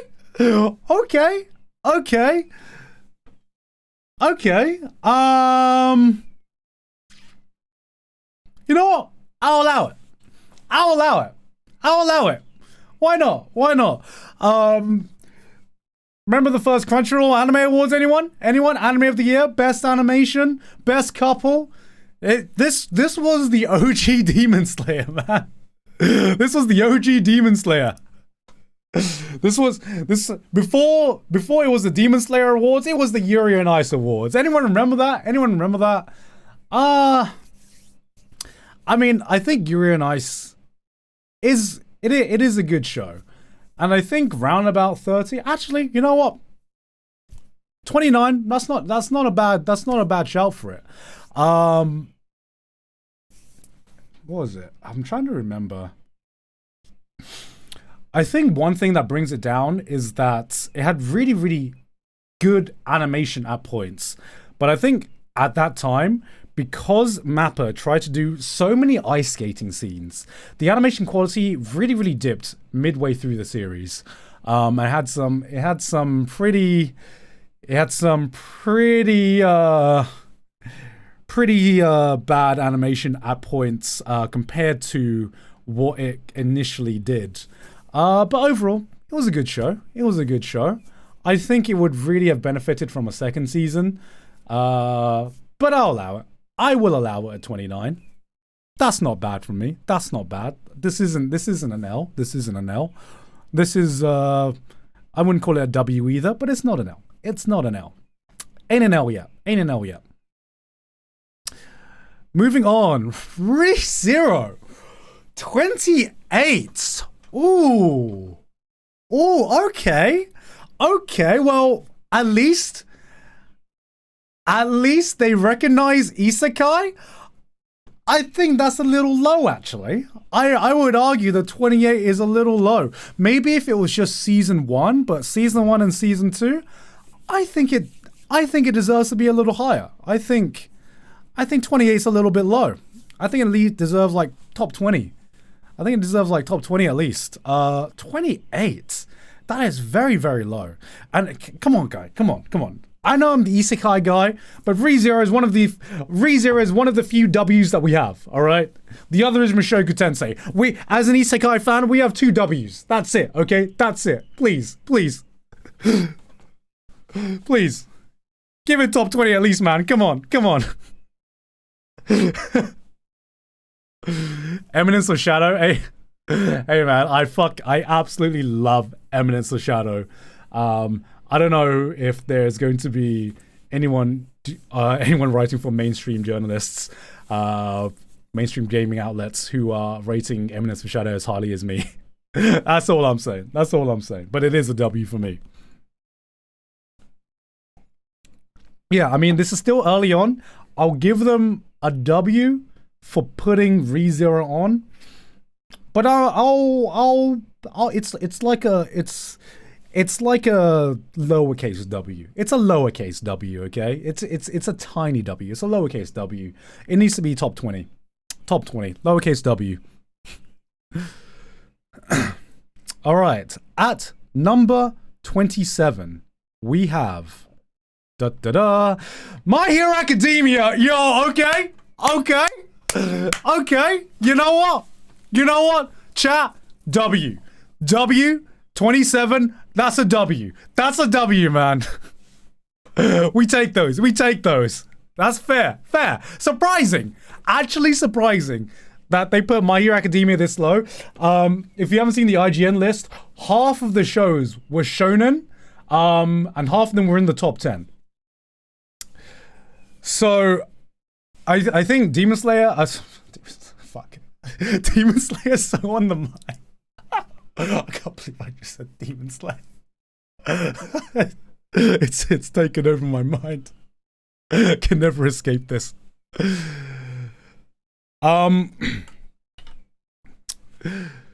So I think My Hero Academia definitely deserves to be on the top 30 list of the last decade. I think you'd have to be a pretty salty fan to not put My Hero Academia on the top 30. And I think 27, fair rating.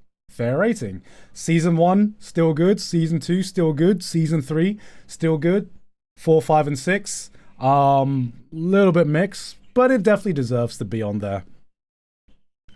I'm surprised. That was genuinely surprised. I thought My Hero Academia was going to be top 15. I genuinely thought it was going to be top 15. All right. At number 26, we have Violet Evergarden at 26? 26? Yo, that's a little bit low, isn't it?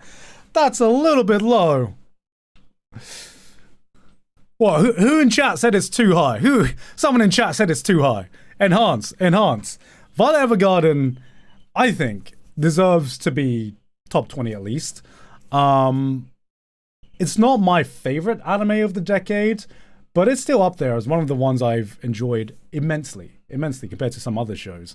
I'm glad that so far, I don't know if I'm jinxing it. Guys. I don't know if I'm jinxing it. So far, Kotaku has done a lot better job at giving other genres representation other than shonen. I don't know if I'm jinxing it. I don't know if I'm jinxing it, guys. So far, this hasn't been as bad as I thought it was going to be. This hasn't been as bad as I thought it was going to be. But Violet Evergarden definitely deserves to be on this list. I think a decade is a long time, but in terms of the shows that stand out to me within the previous decade, Violet Evergarden is definitely up there. I'd probably put it at around 19. I think 26 is a little bit low. I would put it a little bit higher, so it's not massively varied from where I would put it, but it would be around at that point for me. So it's again, I'll give Kotaku a small W for this one. I guess this is how we're gonna rate it. We're not gonna rate it out of 10. It's the new ranking system is capital L, small L, nothing, lower caps W, capital W. That's how we're rating it for me. Right, let me get some water. Wait, what letter should we put for something that is entirely just in the middle? M? Okay. M. I'll allow it. M. All right, I'll allow it. All right, we have a five tier ranking system right now. All right. At number 25, we have Kill la Kill at 25. This should be higher. I think this should be way higher than 25. Way higher. Hold on a sec.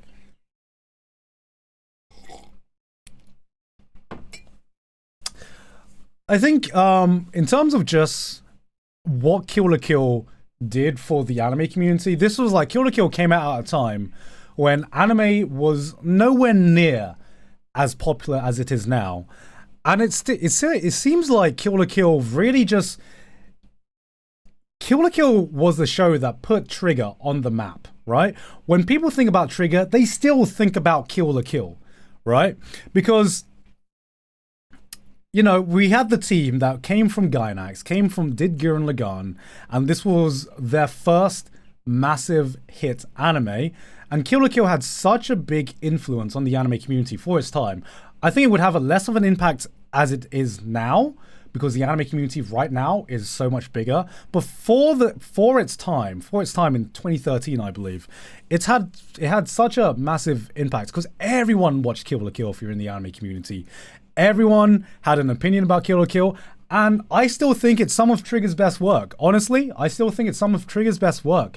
I think 25 is way too low. It's way too low. I would put it top 15 at least. I could be speaking too soon. Because I don't know what other shows are on this list. But to me, Kill la Kill was one of the shows that defined the 2010s. And for that reason, I think it deserves to be way higher. I'll give him credit for putting Kill la Kill on this list. So this is going to be an M for me. It's way too low, but at least it's on the list. At least it's on the list. Next on, we have number 24, which is dun dun dun. Wow. Wow! Wow!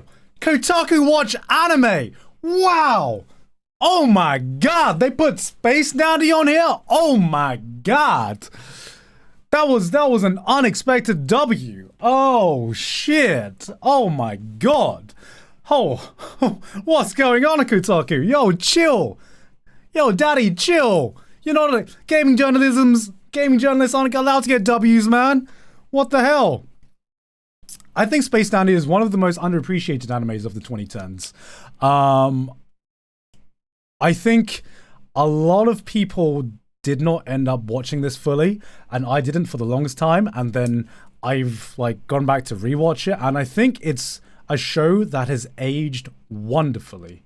I think I didn't fully appreciate it when it first came out because everyone was expecting it to be something like Samurai Champloo or Cowboy Bebop, and I think everyone was just like, "Oh, this is pretty weird compared to Cowboy Bebop and Samurai Champloo. Why is it so weird?"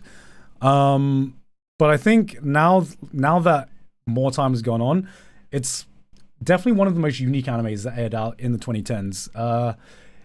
It was one of the most experimental anime, and Space Dandy, if you're wondering why One Punch Man Season 1 was as good as it is, you can actually thank Space Dandy for it. Because part of the reason why One Punch Man was as good as it is because a lot of the animators ended up working on Space Dandy with the director of Space Dandy. One of the directors of Space Dandy.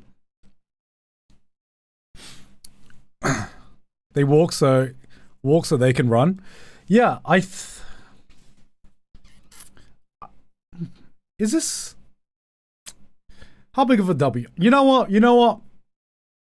I'm gonna give him a capital W for this because this was surprising. This was surprising that they even put Space Dandy on this. I don't know if it should be higher, but you know what? Space Dandy, Kotaku, just for putting Space Dandy on this, you deserve a capital W. Well done, Kotaku. Well done. My God. Can you throw up the ranking system on screen?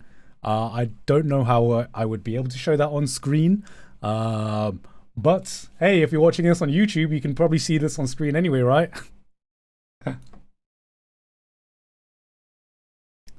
Yeah, I think someone just said. I think someone just said, yeah, I think Space Dandy, the biggest problem with Space Dandy that stopped people from watching it was the fact that it was episodic. So, you know, as an episodic kind of series, a lot of people, I feel like the anime community has moved past that a little bit more than when, let's say, Cowboy Bebop and Samurai Champloo started airing. But I still think it was an incredible show. Moving on to number 23, which is... Ooh, what is it going to be? What is it going to be? It is...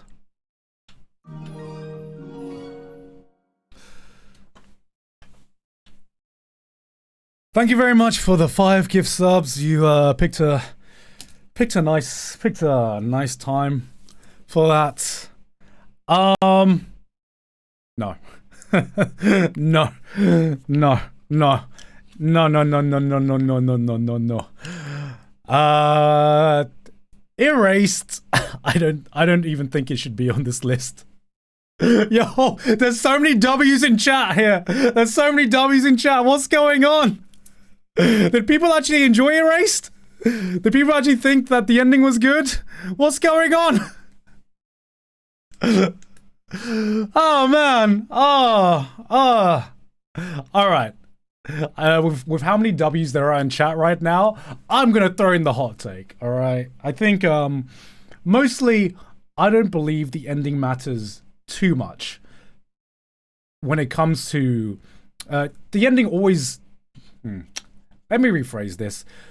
The ending doesn't always matter. Sometimes it's about the journey, right, guys? Sometimes it's about the journey and the appreciation for that. And I've had anime with bad endings before that, you know, I've appreciated the journey and I've appreciated the content that we've gotten before that.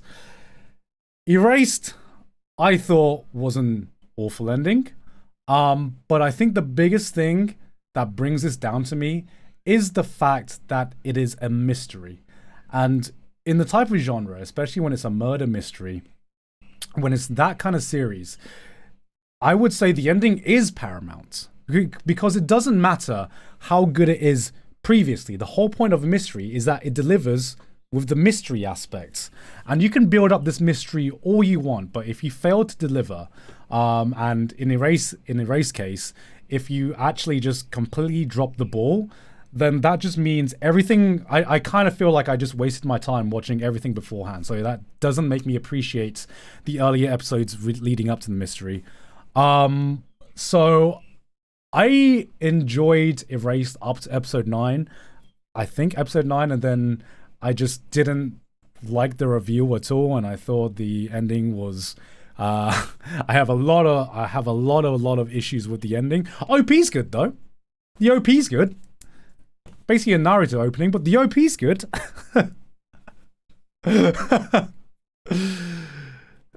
Chekhov's water gun? Yo, I'm using that one. That's such a good analogy. Yo, I'm using that one, man.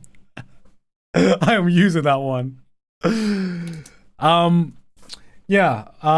Erase had me massively disappointed, and I would not put it in the top 30 for this top 30 of this decade.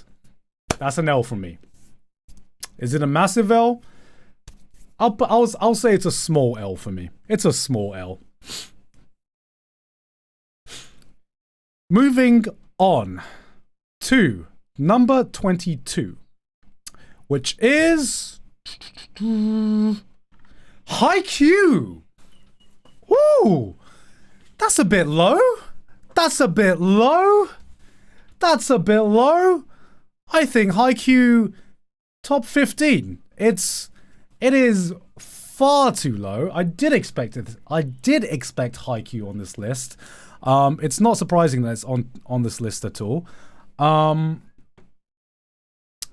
think Haikyuu is, you know, for the traditional modern sports anime, I think Haikyuu is the best modern traditional sports anime.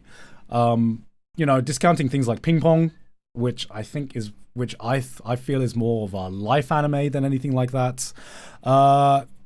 Haikyuu, I can't think of anything that can really compete with Haikyuu in terms of having just an incredible sports anime. Volleyball just isn't interesting enough. What about Kuroko?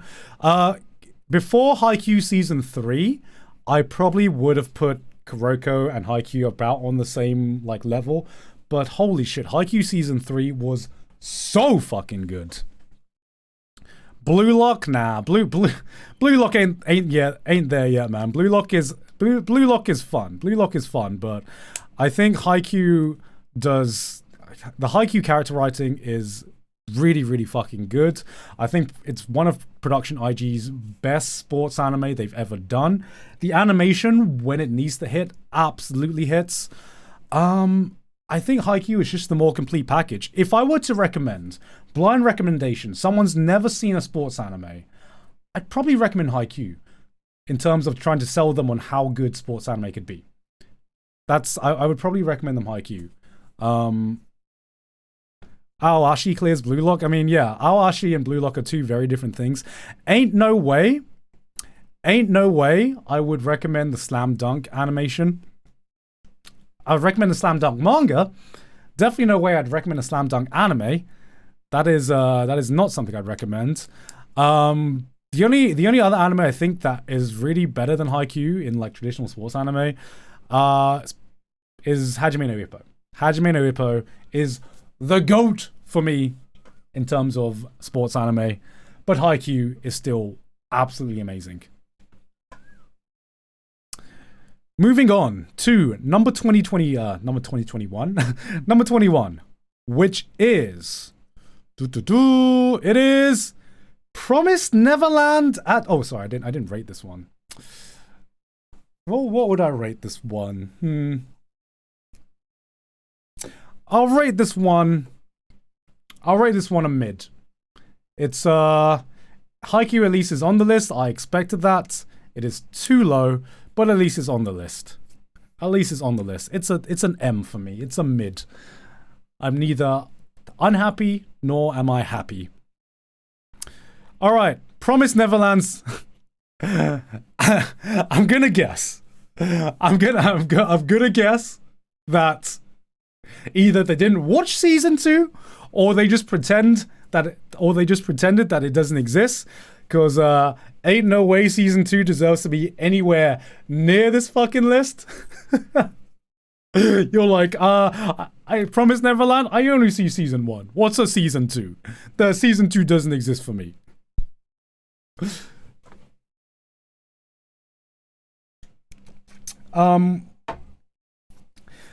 If season 1 was not a self-contained arc, I would probably be more harsher on Promised Neverland and give it the erased treatment. But season 1 was a hell of a lot of fun. It was a lot of fun. I wouldn't say it's amazing, but it was still a lot of fun. I think 21 is a fair rating for it. I actually think I would put it in about the same place as Kotaku. Ignoring season 2, okay? This is the Promised Neverland. I would put it on the list if we just wipe season 2 from existence. If we had just had a time machine and we just go back in time and we just wipe season 2 from existence and just pretend that didn't happen, I would probably put Promised Neverland season 1 at number 20, close enough to number 21. The thing about Promised Neverland is that it pushes my suspension of disbelief to its absolute limit. I mean, I know that these kids are meant to be geniuses. I know that. I know they're meant to be super, super smart. There are super, super smart kids. And there are kids that are literally galaxy brain playing 5D chess, thinking 500 moves ahead. And it's like, and every kid is that smart. I'm like, there is a lot of things that there's a lot of things where, you know, I can believe there are smart kids. And then every kid here is like fucking Megamind. Oh, thanks, Mel. Thank you very much, Mel, for the raid. Every kid here is literally just fucking Megamind. It's fancy, bro. I know. I think the part that pushed my suspension of disbelief the most. If you're here from Mel's chat, hello. I'm Gigok, an anime YouTuber. We are going through Kotaku's top 30 anime of the decade. In case you were wondering what we were doing. But I think that the one that put my suspension of disbelief to its max is, without spoiling what happens, the kid that could remember like everything from fucking birth. I can't remember if it was like from birth or from like when they were like at this point. Why keep it from birth? You know, why keep it from birth? Why not? He literally remembers shit. He literally remembers shit from the womb, man. From the fucking womb. I'm like, okay. Hold on a second there. Hold on a second. Hold on a second. Chotto mate for a second. Alright. I can believe there are smart kids, okay? I can believe that. But fucking womb? The womb? Motherfucker's having object permanence at conception, man. He's like 2 cells and he's like, I remember everything. I've planned out my entire life. I know where I am. I know how to escape this household. Don't worry.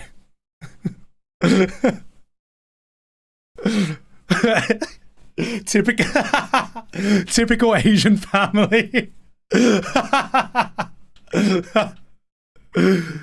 Asian family be like, yo, you just came out of the womb and you don't know how to solve quadratic equations? What the fuck? You're a disappointment. Come on, man. Come on. All right. Moving on to top 20. We're in our top 20 right now. And at number 20, we have Assassination Classroom. Okay. I'm gonna be honest, guys. This is one of the few shows that I haven't actually been able to watch yet. So I can't actually comment on this one. I think I missed out on the hype when it was airing. And by the time I wanted to watch it, it was like 50 episodes long or something. So I never got the chance to watch it. Okay, so I'm not going to comment on this one too much, but I will ask. Do I watch the anime or do I read the manga? Do I watch the anime or do I read the manga? Is the anime worth watching over just going to read the manga?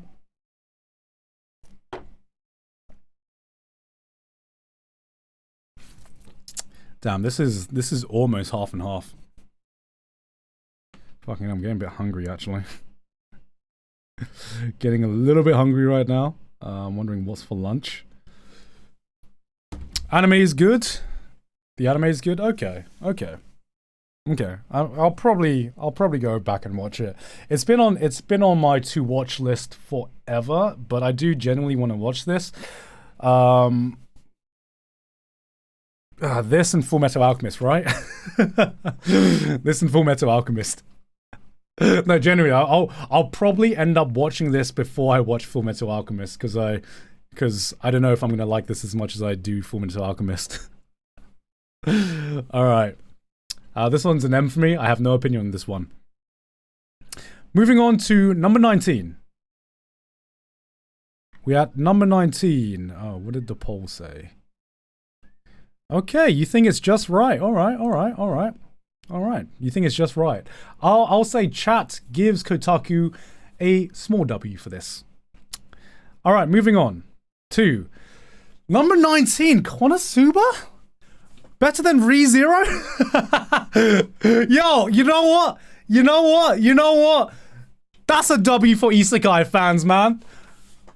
Kotaku watches Isekai confirmed? What? What? We allow this. We allow this. Actually, I think they might be right. I think this might be just about right for where Konosuba deserves to be. Oh my god. Oh my god. Kotaku with more W's than L's right now. What's going on? What's going on? The only thing I disagree with is I think ReZero deserves to be higher than Konosuba, but we already talked about that. In terms of actual placing for Konosuba, yes, I do think Konosuba deserves to be on this list. I think it's a great sitcom that is set in an isekai world. I do think it's a genuinely funny show. I do think the earlier seasons are a bit stronger than some of the later seasons, because one thing that worries me is that some of the jokes may get a bit repetitive, and it felt fresher in season 1, but I still think it's very good. I really enjoyed Konosuba. And 19's about right. 19 is about right for me. That's a massive W, guys. That's a big W. You got the right placing, you got Isekai, and you got Konosuba. What more can you ask for? That's a fucking W for me, dog.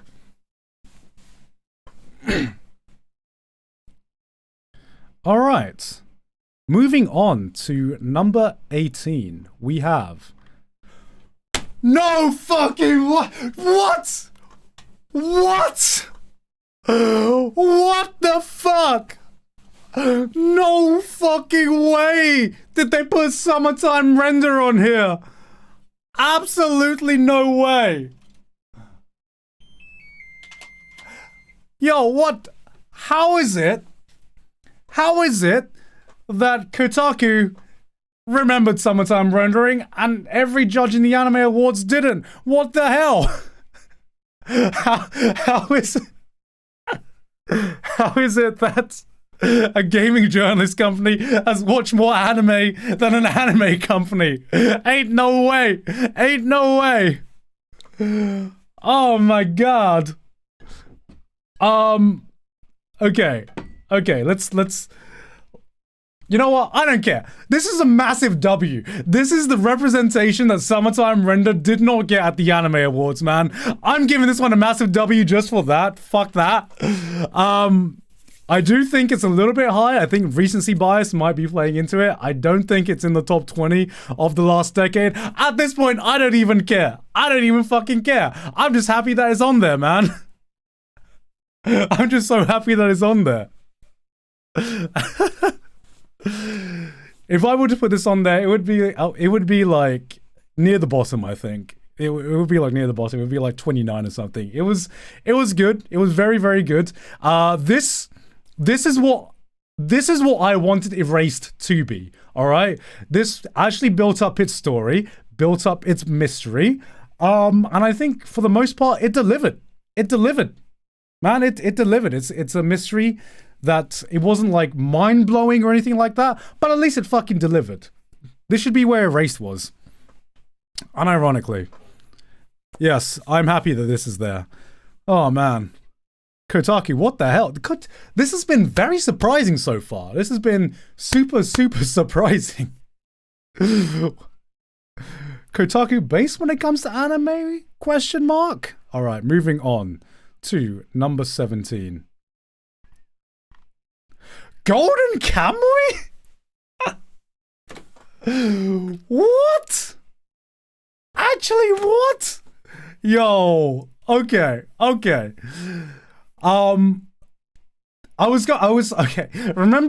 Remember like 3 places ago when I was talking about anime that had been on my to watch list forever? I was trying to think of the other show aside from Assassination Classroom that I really genuinely want to watch and catch up with. And I've forgotten the name. It was Golden Kamuy. It was actually Golden Kamuy. Because I really want to watch this because it looks insane and it looks like the type of show that I would love.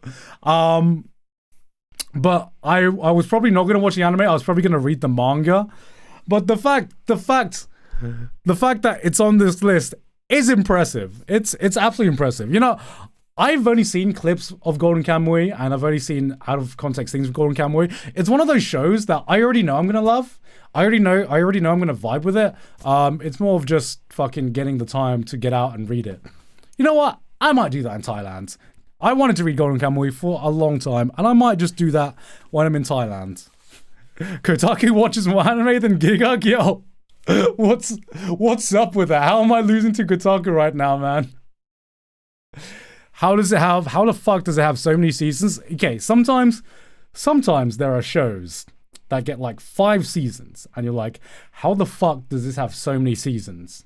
I'm looking at you, Data Live. But sometimes you get an anime, like Golden Kamuy, and you know it's just fun shit, you know, it's just solid stuff. And Golden Kamuy just seems like a lot of fun. And I'm not surprised it has this many seasons. I'm glad it has this many seasons. Danmachi is like that. Yeah, Danmachi is also like that. But Danmachi, it is, in my opinion, getting better and better every season. Actually watching it this season 4 is actually kind of like low-key slapping. What the fuck? I'm not going to talk about that because I'm just going to sound like I can't talk about that. Because no one's going to take me seriously. Because of course I would like Danmachi, but I actually think seasons 1 and 2 were pretty mid.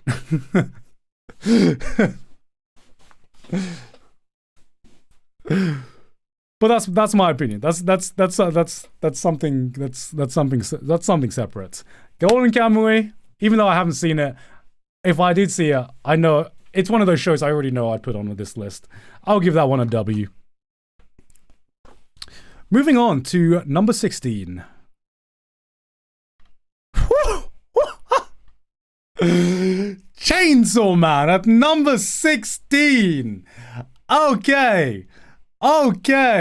Too low? Nah. This is a W, man. This is a big dub. This is a big fucking dub.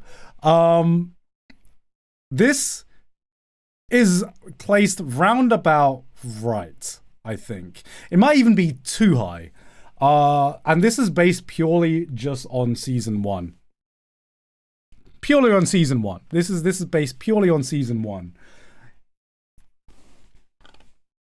Of the decade? Yeah, I would put Chainsaw Man top 20 of the decade so far. Season 1 fucking slapped. I love season 1. Considering its popularity and considering its Kotaku, I'm surprised it's this high. Sorry. Yes, I'm surprised it's this low, high. I don't know how it works in ranking. I'm surprised. I thought they would be like, when I first came into this list, I was like, okay, top 10 all Shonen Jump shows. Top 10 all Shonen Jump shows. I think that's kind of about right. It would probably be way higher if we had season 2, season 3, because I don't doubt that the manga is going to slap even more. Yeah, that's a W from me. That's a W. That's a fat dub for me. Kotaku doesn't know what a decade is. Okay, so now that we've gone through this for a little bit, I'm pretty sure what Kotaku did is take 2023 to 2013, which is weird. I don't know. 2013 to 2023. A little bit weird. I don't know why they chose to do that decade, but it's technically a decade. And so, do you know what's not going to be in here that aired in 2012? That's right, guys. Can I get an F for Sword Art Online? Sword Art Online's not going to be here, guys. It's not going to be here. You guys already knew, man. You guys already knew. You guys already knew what I was going to say. God damn it, am I that predictable? Am I that predictable, guys?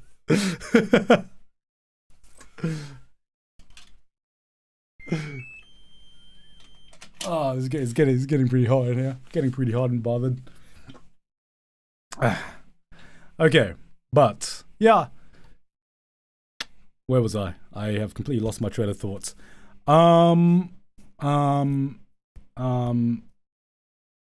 Recency bias aside, I do think Chainsaw Man deserves to be on this list.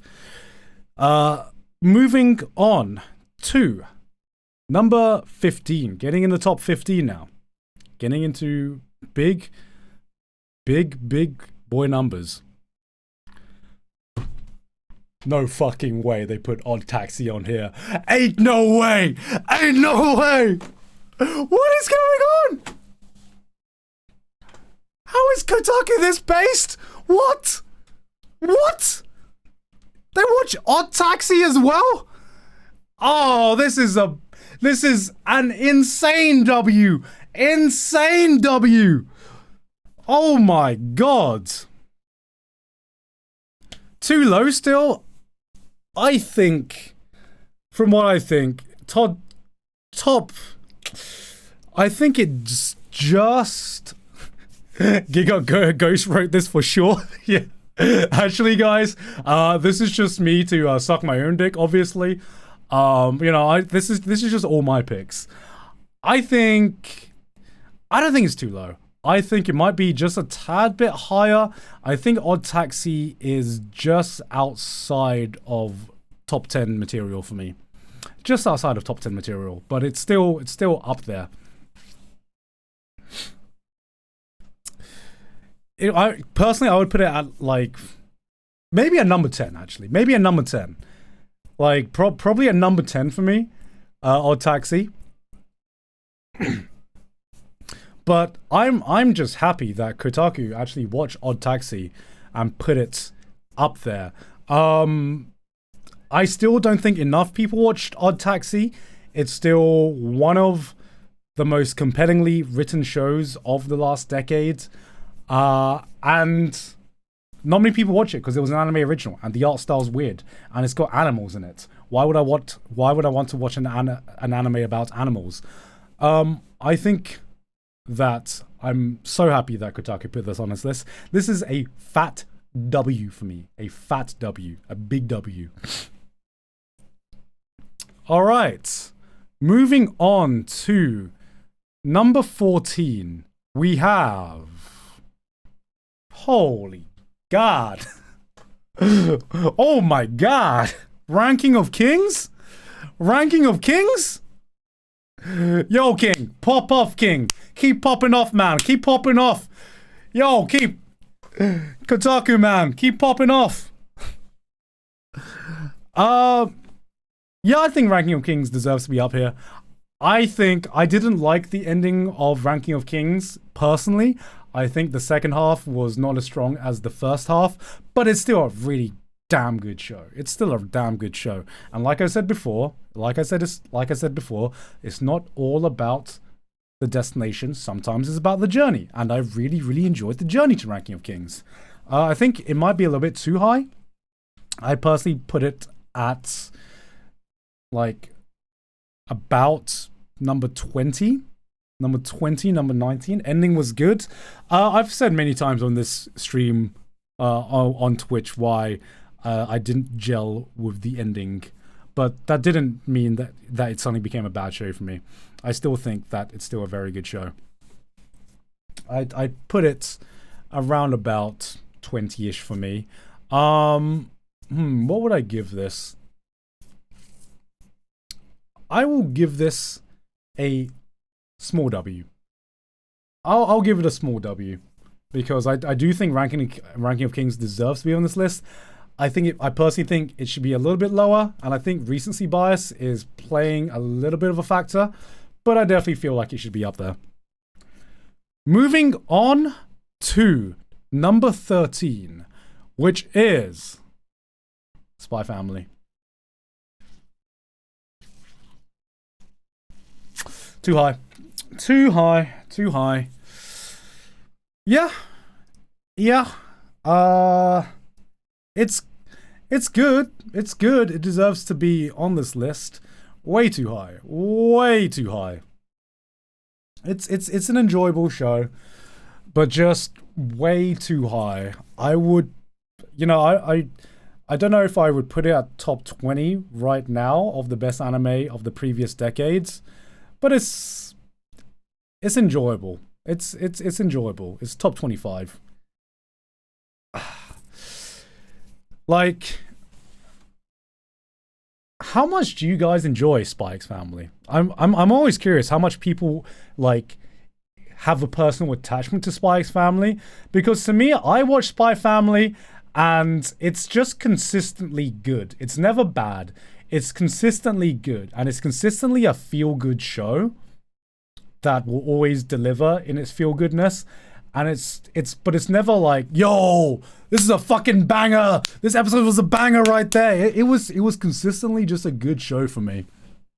I never look at Spy X Family, and I'm never like super massively invested in the franchise. But it's still good. It's still good. It's top 25. I'll give this an M. I'll give this an M. Spy X Family deserves to be here. It's just way too high. Way too high.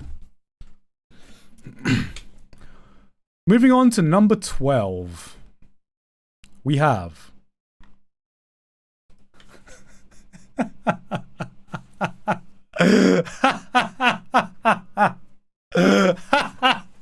no, they didn't. They didn't. They did not put Bocce on here. Ain't no way. Ain't no way. They did not put Bocce. Oh my god. Yo, Kotaku's actually pretty based. What can I say? Actually pretty based.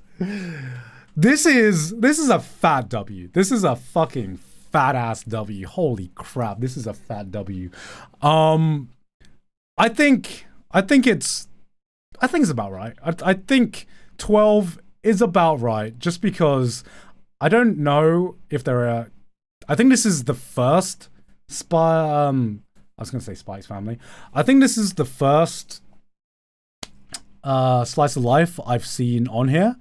And I don't like slice of life, right? And I don't know if people are like, oh, this is way too high for the anime of the decades.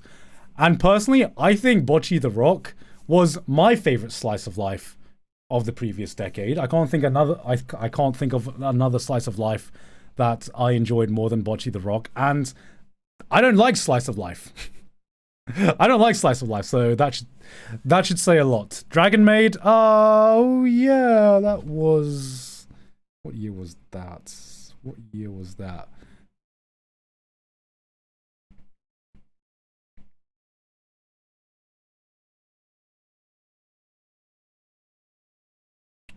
Dragon Maid 2014, okay.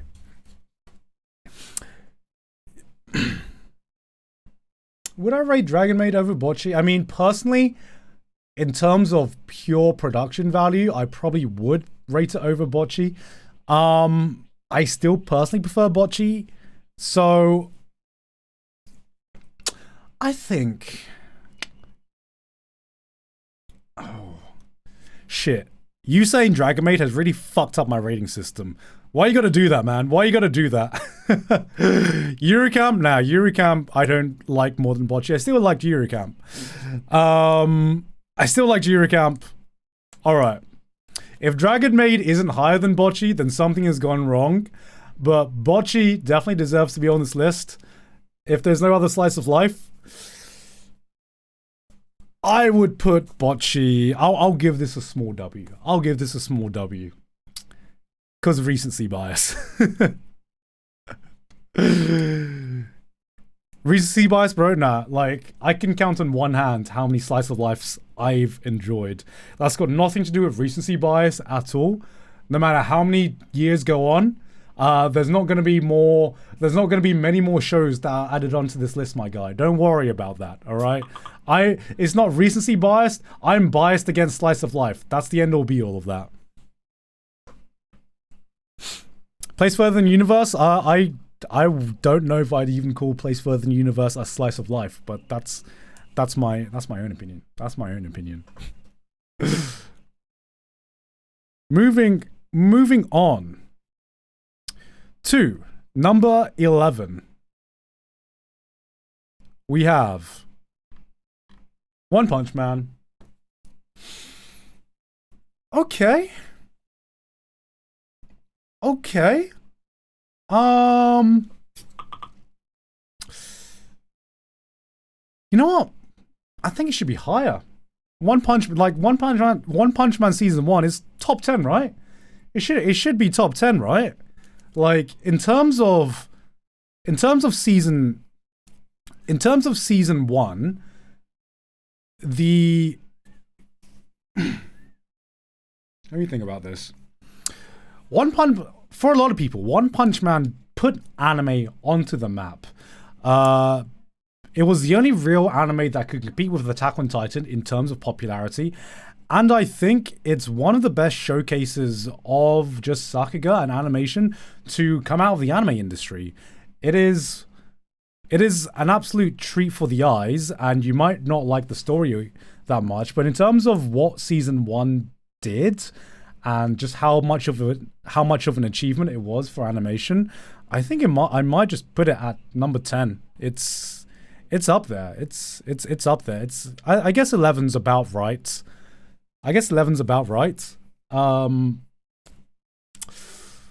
Yeah. I'll give this one a small W. I'll give this one a small W. All right. I will be right back before we get into the top 10. Guys, it's pee break time. All right? It's pee break time. I'll be right back.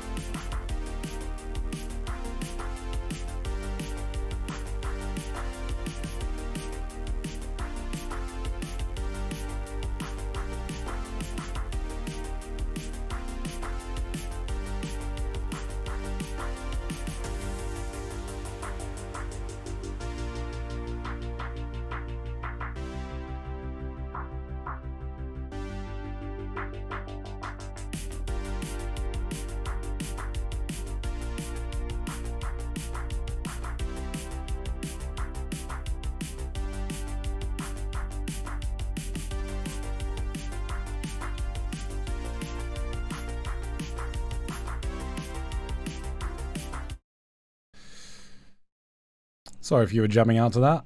Okay, where's the screen?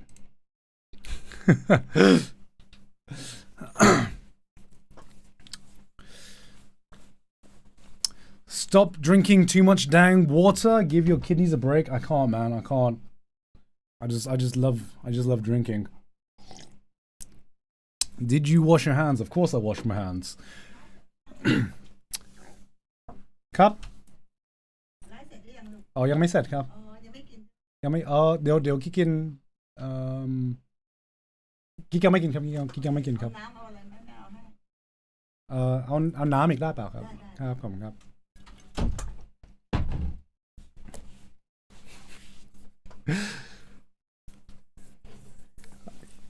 Yeah, okay guys, thank you, Tai Jozu. Yeah, part of the reason I'm in Thailand for a month. ครับน่าซื้ออะไรครับ ไก่คั่วไง ไก่คั่วเหรอครับ โอเคครับ เอามานั่งกินด้วยมั้ย อ๋อไม่เอาครับ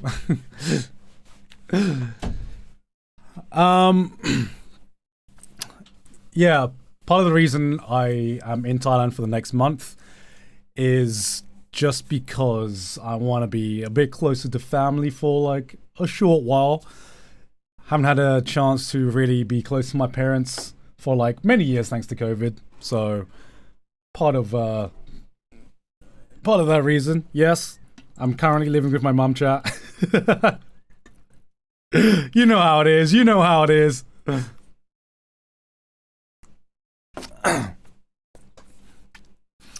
All right, guys. We are getting into the big boy numbers now. All right. The kitty gloves are off. All right. This is the top 10. Every place matters. This is the top 10 anime of the last decade. Okay. The best of the best. The best anime for 10 years. 10 years is a long time. Okay. And moving into that top 10, we have...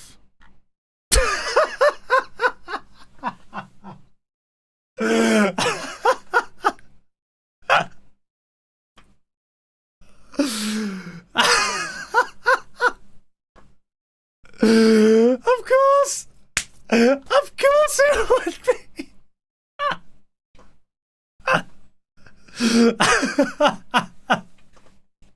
Oh my god. Well, starting the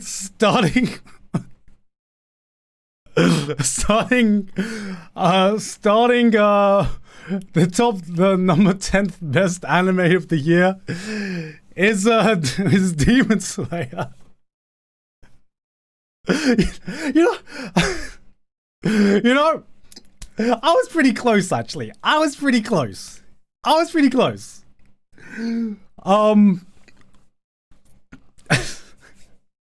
The fact that I predicted before that Demon Slayer was going to be number 7, at least I got like top 10 right. Did anyone else guess Demon Slayer as number 10? Yo, who guessed Demon Slayer as number 10? Who guessed Demon Slayer as number 10? Demon Slayer, I would personally not put in my top 10 anime of the year. Not even of the decade. Where did I put Demon Slayer in my best of anime 2022? I can't remember where I put Demon Slayer in the best of anime in 2022. I think it was like number 9 or something. Number 5? Ain't no way I put it at number 5, man. Yo, fucking fake fans, you don't actually watch my videos? Okay. Even I know. Even I know it's not number 5. Number 9. Okay, yeah, I put it at number 9. So, I put Demon Slayer at number 9 in my best of anime in 2022. Of the decades, it definitely deserves to be on this list. I'd put it at like top 20. Top 20. 10's a little bit high for me, but I can see why they put it on. I guess here's the point where we start getting every big shonen that's aired in the past 10 years. I can see why he's put it on there, or she. I actually I'm gonna cancel myself because I just assumed the journalist's gender right there. But yeah, it's like whoever this person is, I think they put it on there just because it is of the cultural impact that Demon Slayer has had on anime in the past 10 years. And if so, then yeah, I think it deserves to be top 10 if we're bringing in cultural impact, because I have mentioned that before.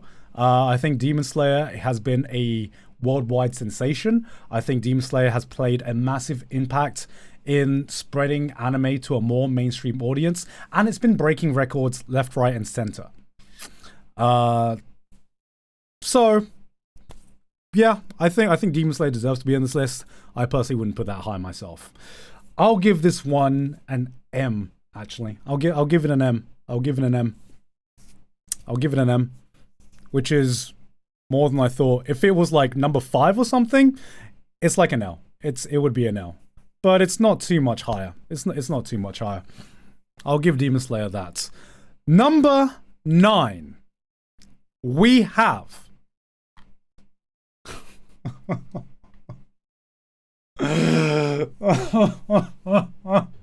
it's the shonen time. Shonen time has come. Shonen time has come, ladies and gentlemen. Shonen time has come. Alright. Now it's time for the hot takes. Now it's time for the fucking hot takes, guys. Alright. Are you ready? Are you ready, guys? Are you ready? Based on what's out right now, based on what's airing on this date, the 7th of March, 2023, I think Demon Slayer should be higher than Jujutsu Kaisen. I think it should be higher. It's... that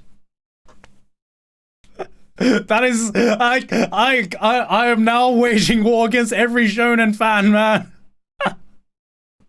Jujutsu Kaisen is not yet top 10 anime of the previous decade.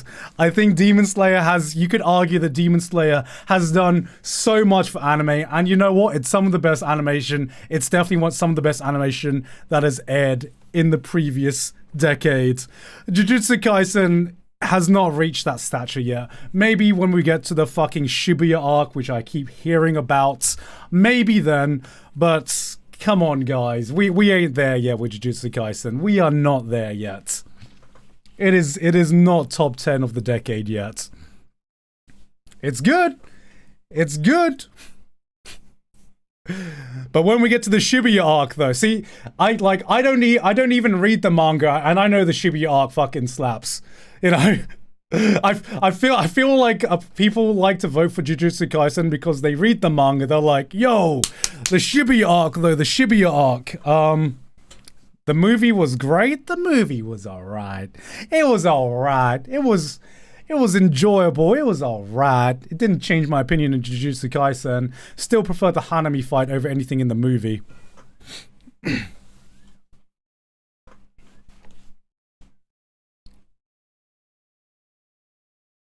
Yeah, this Jujutsu Kaisen at number 9 is an L for me. That's an L for me. Not a fat L. Not a fat L. It is still an L for me though. It's an L. It should be way lower. It should be way lower. Alright. Moving on to number 8. Is it gonna be all shonen? Is it all gonna be shonen now? Number 8, we have Blue Period. Ooh, this is a little curveball. It is. That's a curveball. Holy shit, that is a curveball. Still too high though. It is still too high. Blue Period is an incredible manga. It is an incredible manga. The anime was not as good as the manga was, and it's not a bad show. It's not a bad show, but I don't think the anime was nearly as good as the manga was. Spicy take?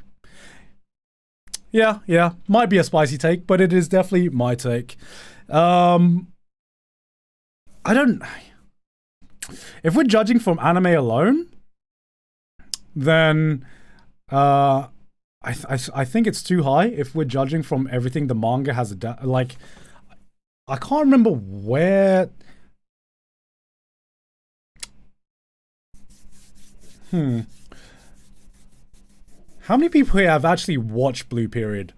Because I feel like if you want to get into Blue Period, I will always recommend Blue Period, but I would actually recommend the manga over the anime. I thought the anime was just a very...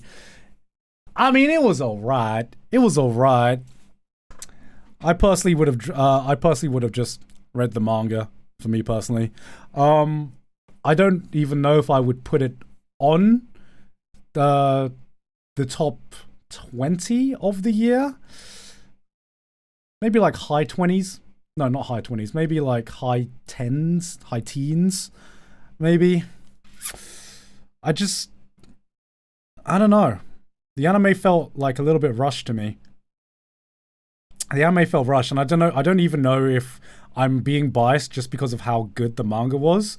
The anime, like, I don't know what the anime only opinion on Blue Period was, because I'm coming into it with a biased opinion. I just didn't really rate the anime that highly, and but I rate the manga super highly. So I'm surprised Kotaku put Blue Period this high. I think Blue Period's their curveball. Respect to you for trying to put a curveball in. I just don't think this is it.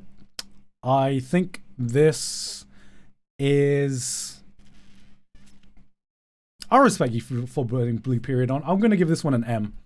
I'll give this one an M. I respect them. I respect them for putting for having the balls to put Blue Period on. I respect them. Might be a low L, but gut feeling, I'll give it an M. Actually, no, I'll give it an L. I can't decide shit. It's top 10. There are no you can't have room for mistakes in top 10. Blue Period is definitely not top 10 material of the last decade. That's an L. That's an L. That's an L. Moving on. Moving on to number 7. We have Beastars. Ooh. It's too high. It's too high. This is another curveball. Oh, it is. Beastars is not top 10 of the year. Sorry, top 10 of the decade. It is not. I mean, okay. Before we go any further with Kotaku's list, Kotaku, already, I'm gonna give you a W.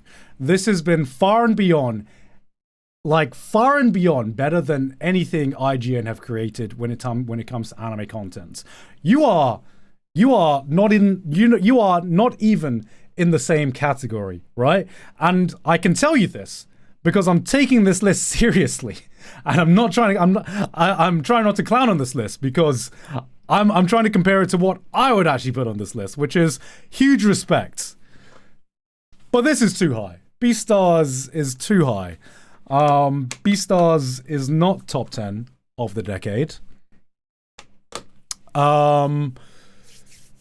It is... I mean, I liked Beastars. I didn't like it that much. Decade? It's like top 25. It's top 25. It's top 25. That's what I would say for Beastars. Definitely, I would not even consider putting Beastars in the top 10. I feel like with this list, I feel there's a lot of recency bias. That's my one criticism so far. There's a lot of recency bias. And I feel that a lot of the higher... I feel like a lot of the higher places of this list are getting taken up by very recent anime, where I think there has been a few glaring shows that have been missing so far. I'm gonna keep my mouth shut until I finish this list, but so far there's a few glaringly big ones that I would put in the top 10 that are not on here. So I'm gonna keep my mouth shut for now. But I'm gonna give this one an L. A small L. Another small L. Moving on to number 6. We have...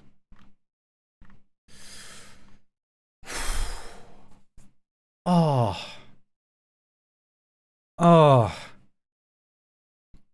this hurts so much. This hurts so much, guys. I don't know if it might be too high. I actually think it might be too high. I think it might be too early for Mushoku Tensei. I think it might... I think it actually might be too high. And I'm saying this as one of my favorite anime of... Like, my favorite anime of last year. I actually think it's a bit too early for it to be number 6 for the decade, man. I think... Look, okay, if I'm gonna clown on Jujutsu Kaisen... for being a bit too early, I gotta give this. I gotta give the same respect to Mushoku Tensei, man. I gotta give the same respect to Mushoku Tensei. I'm going to give this one. Okay, here's the thing. It's not that much higher than what I would put it as. I think. Is it top 10? Is Mushoku Tensei top 10? Yeah, I'd put Mushoku Tensei top 10. It would be in the low 10s for me. It would be in the low 10s. I'm getting really nitpicky now. I know I'm getting really nitpicky, but I'm thinking about it. I fucking love Mushoku Tensei, and I want to treat this fairly. Number 6 is a little bit too high for season 1. It's fucking great. It's not even close to peaked yet. It's my guy, like, we don't want to, like, right now, Mushoku Tensei, that, it's still cooking, man. Mushoku Tensei's still cooking. Let Mushoku Tensei cook. Let him cook till he's finished, man. They ain't finished right now. Mushoku Tensei ain't finished right now. They're still cooking. It's not even the first course yet. It's not even the first course. We've got like the bread to start us off, you know? That's where Mushoku Tensei is right now. We have the starter bread. It ain't even the appetizers now. We have the bread basket that comes out before, all right? It still needs more time to cook. It needs more time to cook. But you know what? I'm being nitpicky. I'm happy that Mushoku Tensei is recognized by Kotaku. I'm still gonna give this one a W. It's a small W. It's not a fat W. It's a small W though. But it's still. I'm gonna give it to W. I'm gonna give it a W. Oh man. See, that's how you can tell I'm taking this list seriously. The fact that I'm judging it this much. All right. Top 5. Top fucking 5. Let's go. I'm actually excited. I'm actually excited to see what this top 5 is going to be. All right. Number 5. We have. Oh! Fat W! Fat fucking W! Holy W! Let's go! Let's go! Yes! Yes! Deserved. Absolutely deserved. Absolutely deserved. No complaints. Absolutely no complaints. I have no fucking complaints about this placement right now. Vinland Saga was also one of my favorite anime of the previous decade. I think it's one of the few, maybe the only anime that I think has adapted like a historical seinen manga well. It's one of the few. I don't think it's going to age poorly. It's an incredible story. Yeah. More like Vinland Saga, am I right? All right. That was awful. That was awful. Don't. Okay. Don't make that. Don't let that think that Vinland Saga is. Don't let that change your opinion on Vinland Saga. That was just a cringe joke. I know. Okay. Let's just move on. Fat W, Askeladd for life. Let's. I'm curious to see what the opinion on season 2 is going to be when that is over. No complaints. I think it's just about right, actually. This is the biggest W of this list so far. All right. Number 4. Okay, what do we got left? Number 4. We have... Oh, no. Too high. No, way too high. Way too high.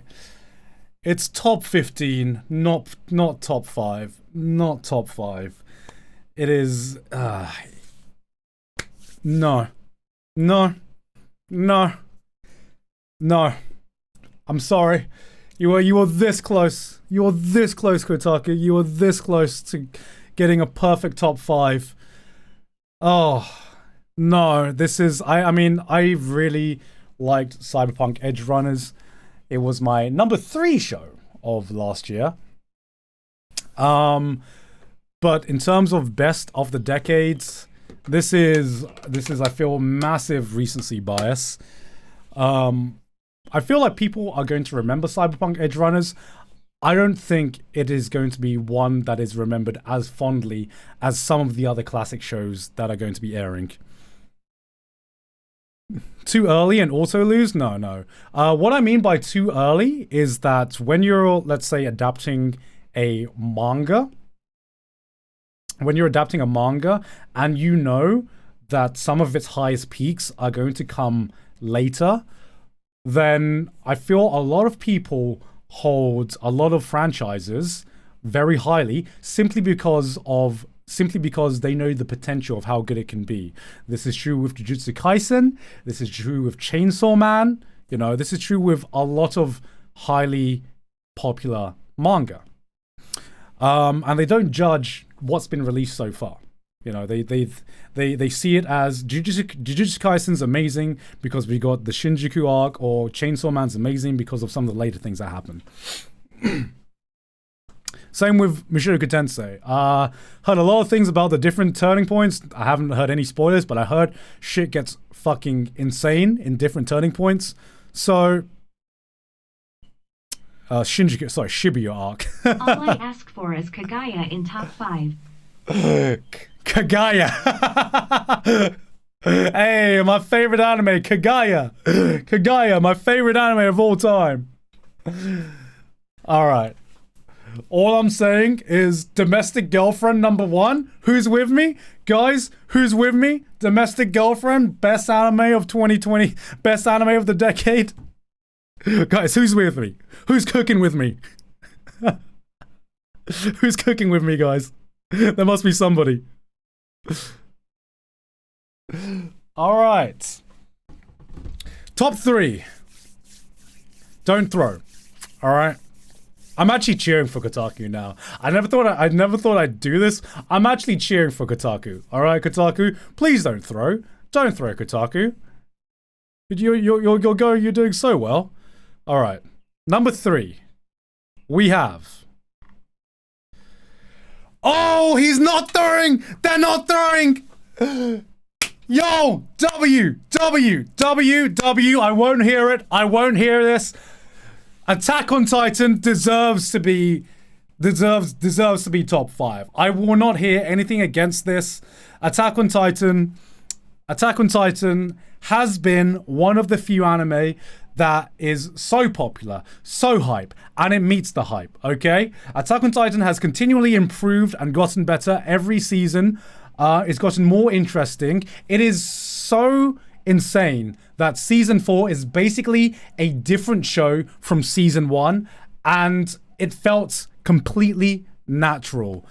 It might even be like, I might even put it like top 2 for me. I have my personal favorite, which I won't name up now, but it might even be top 2 for me. It strikes that perfect chord of something that has the legacy behind it and a show that has delivered on its hype and is actually genuinely good. So far, Attack on Titan has been the closest thing the anime community has gotten to our Breaking Bad, you know?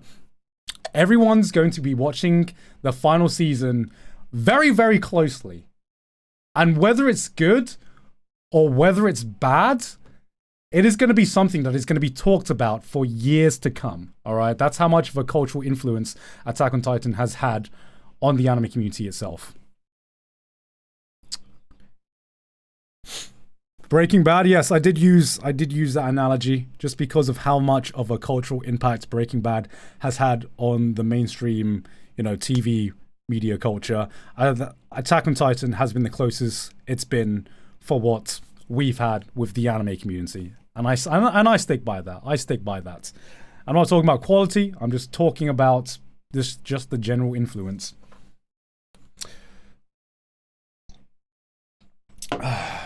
Okay. 2 more left. And since there are 2 more left, there's I already know there's going to be a few that's missing. There's going to be a few that's missing from this list. But we'll see what's number 2. At number 2, we have Kaguya-sama! Number 2! Oh! Oh, okay. Okay. Oh. Oh. Oh. That's...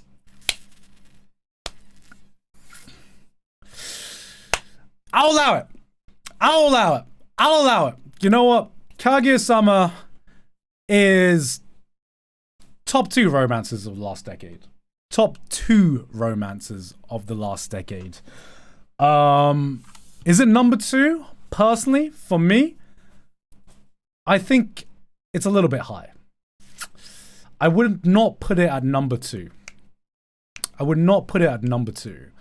I would possibly put it at around number 6. Number 5 or number 6.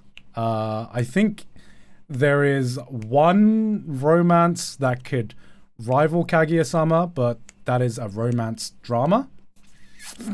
Kaguya-sama is a romance comedy. It's a rom-com. Why did I have to like think about rom-com? Shut up! It's not Domestic Girlfriend.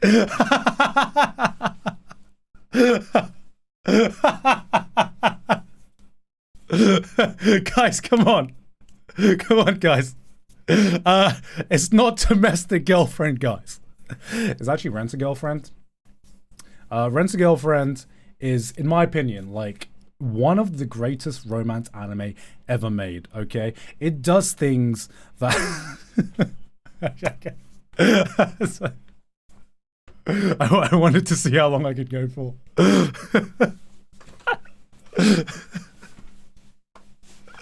I thought I could go on for longer. Okay. Which means, boys and girls, which means there is one left. Hold on, I'm getting a message. Give me a second.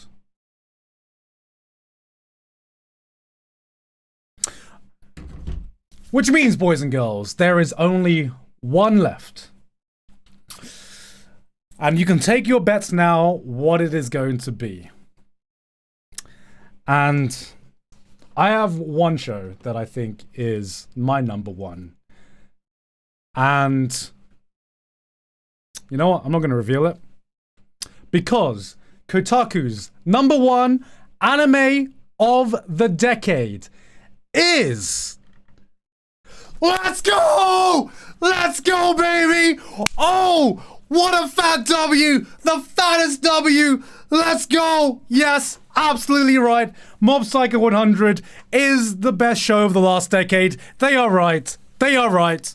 Absolute fat W. I agree with them. You know what? I don't care what else they said on this list. I don't care what else they did on this list. They are correct with this one. Mob Psycho 100 is the best show of the decade. I agree with them. I can't think of any other show that got as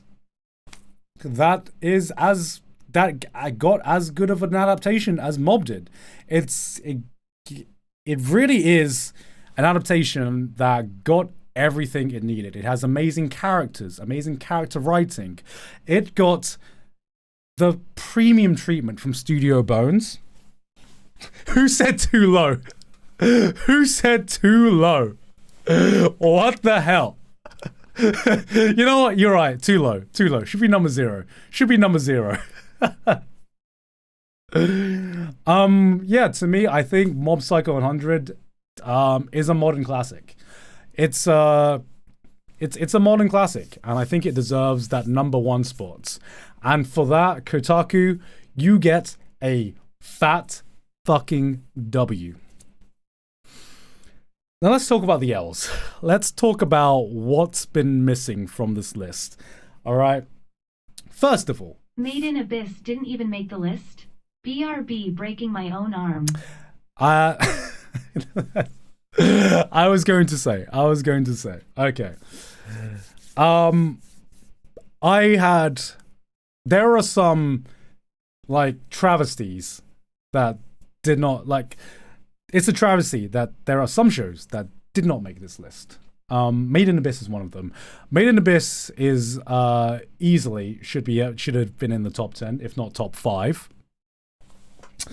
And the fact that it didn't make the top 10 of the last decade for Kotaku, I'm really hoping they just haven't seen Made in Abyss. But my God, the person who wrote this has obviously watched anime, and my guy or girl, you need to go out and watch Made in Abyss, because it is some of the best world building and one of the most interesting worlds to have ever been presented in anime. It is one of the most hardest hitting anime to ever be released, and one of the most terrifying in certain aspects. Made in Abyss is incredible, and I don't need to mention my boy Kevin. I don't need to mention my boy Kevin at all. I don't need to mention my boy Kevin.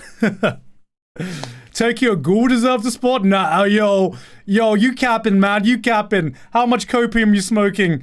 How much copium you smoking, my guy? Ain't no way. Ain't no way. No way. So, before I start listing off some other things, like I said, I'm actually impressed. I am actually impressed with this list. Genuinely impressed. Not just as a list for, a gaming journalist company. It is generally a pretty balanced list.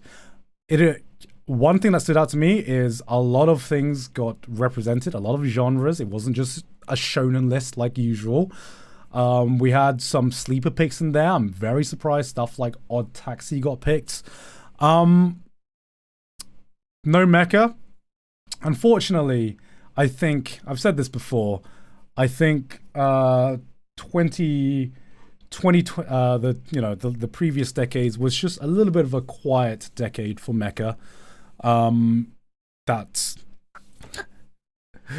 It was a little bit quiet year for a quiet decade for mecha, aside from maybe 86. That was like the only one that really got any like steam going, in my opinion. Attack on Titan's a mecha. We're not gonna start that. We're not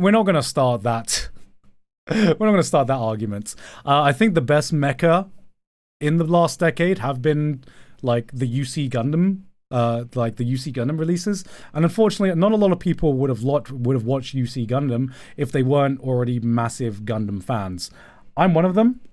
I am one of those people who has not seen some of the biggest and best mecha that aired in the previous decade, simply because I want to watch UC Gundam from the beginning.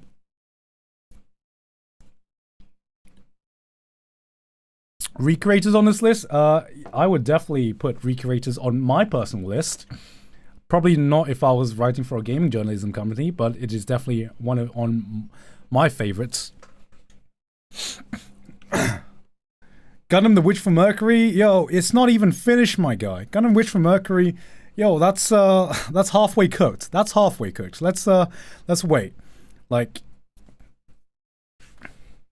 So, let me say what I think is missing. Obviously, Made in Abyss. I'm very, very surprised JoJo got no representation on here. How did JoJo's Bizarre Adventure not make the list? I'm sorry. JoJo's Bizarre Adventure did not make a list. That was very, very surprising. Fate. Which Fate would you put on there?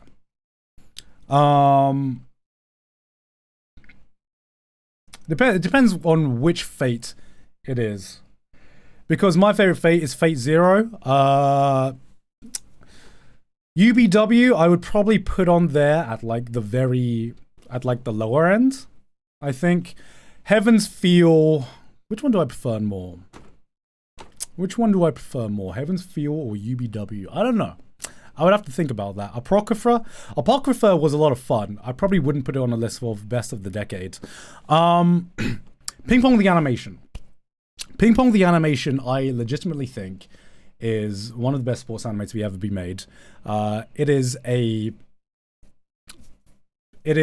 just a life anime, and I think Ping Pong the Animation definitely deserves to be up there. Origairu, is another show I was very, very surprised to not be on there. Origaru, I feel like Origaru could genuinely be top 10. Same with Fruits Basket. Some of these shonen shows, I think, undeservedly got to be in the top 10 because one, they're shonen, and two, they're popular. But they're nowhere near cooked yet. You know, they're nowhere near cooked. Jujutsu Kaisen, still cooking. Origaru's finished now, so is Fruits Basket. And I think if you're judging a decade, if you're judging a decade, if a show is finished and a show is hit really, really fucking hard, they deserve to be up there. I'm surprised more Kyoto Animation shows didn't make it. Was Hyoka released within the last decade? If not, Dragon Maid definitely deserves to be up there. I think there should be more slice of life than just Bocchi the Rock. Hyoka 2012. Okay, I'll allow Hyoka then. But definitely Dragon Maid was one of the biggest slice of life to be released in the past decade, and I think that deserved to be on there.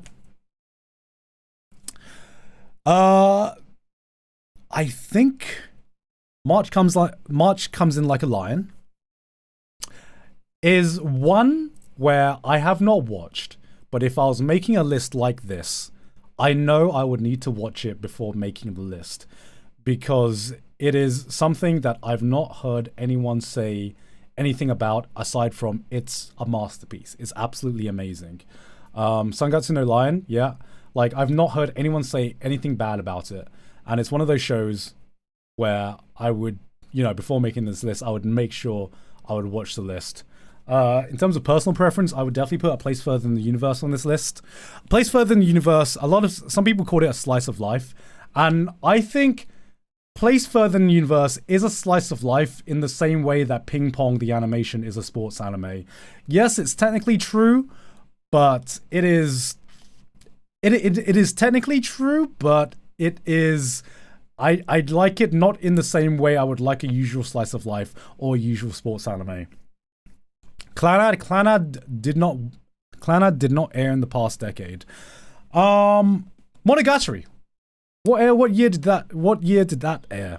I don't know if Monogatari counts because it started before the 2010s, but if we're excluding some of, like, I'm pretty sure second season aired in 2013, right?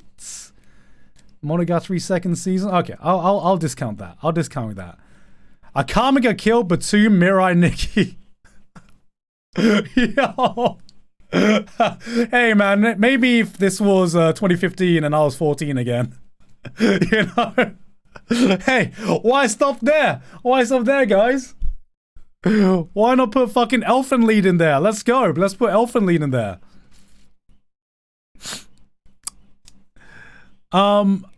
But yeah, aside from those are the ones I can think of off the top of my head, that I would put on this list. So there were some shows that I think were taking up valuable list spots, especially on the bottom tier of things. You know, you had things like Erased. You had things like Kill la Kill. I think should be higher. I would actually like going now that I remember all this stuff. Like these two nowhere near. Nowhere near now that I'm thinking about it. My Hero Academia, I would put at number 30. Yeah, Erased shouldn't be there. I'm kind of rethinking some of these other picks now. Like Summertime Render, I'm glad that it is getting recognition. I'm now like rethinking if it is actually top 30 of the entire decade. I'm not sure if it is. But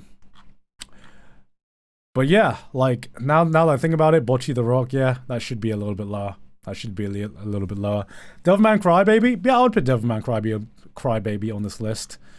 it would really make me rethink Blue Period. All right, now that I've gone through everything that is missing, Blue Period shouldn't be on here, especially if it's just the anime. I would argue that Beastar shouldn't even be on here if it's the anime. There are some very, very notable shows that are missing that I think got on here because of recency bias. But I am getting nitpicky now, you know. Honestly, I'm gonna overall Kotaku, you're gonna get a W. You will get a W, Kotaku. Overall, this is a double. This is a W. Solid list. Solid list. I came in here thinking you were gonna get a fat L, but you came out with the W. And it's always very, very fun to judge lists from big journalists company. It's fun to judge a list in general. You know why it's fun to judge lists? Because you're not making your own list. so no one's judging your list. That's what makes it fun. But that was Kotaku's list of the best 30 anime of the previous decade, and I have to say, pretty impressed. Guys, if you can't tell, I'm doing my YouTube outro right now. What did you guys think of it? Did you enjoy the list? Did you disagree? Did you agree? Did you think it was a W like I did? You know, make your comment known And hey, if you didn't know, I'm streaming on Twitch right now. I'm streaming a lot in the month of March, so you can catch me on twitch.tv/giguck. But if you're watching this on YouTube, then don't forget to hit the like and subscribe. And that's it. And that's been it for me for today. I've been Giguck, and I'll see you all next time. All right, guys, we're gonna take a break. I might have some lunch, and then it's Genshin time. It's Genshin. You're gonna stick around for Genshin, right, guys? You stick around for Genshin. We'll stick around for Genshin, guys. You. You're not here for an anime, right? You're not here for an anime. You'll stick around for Genshin. All right, guys. I will take back the crown for the best Genshin streamer, and I'll see you all in a bit. I am gonna go get my lunch, and I'm gonna go pee. All right, be right back.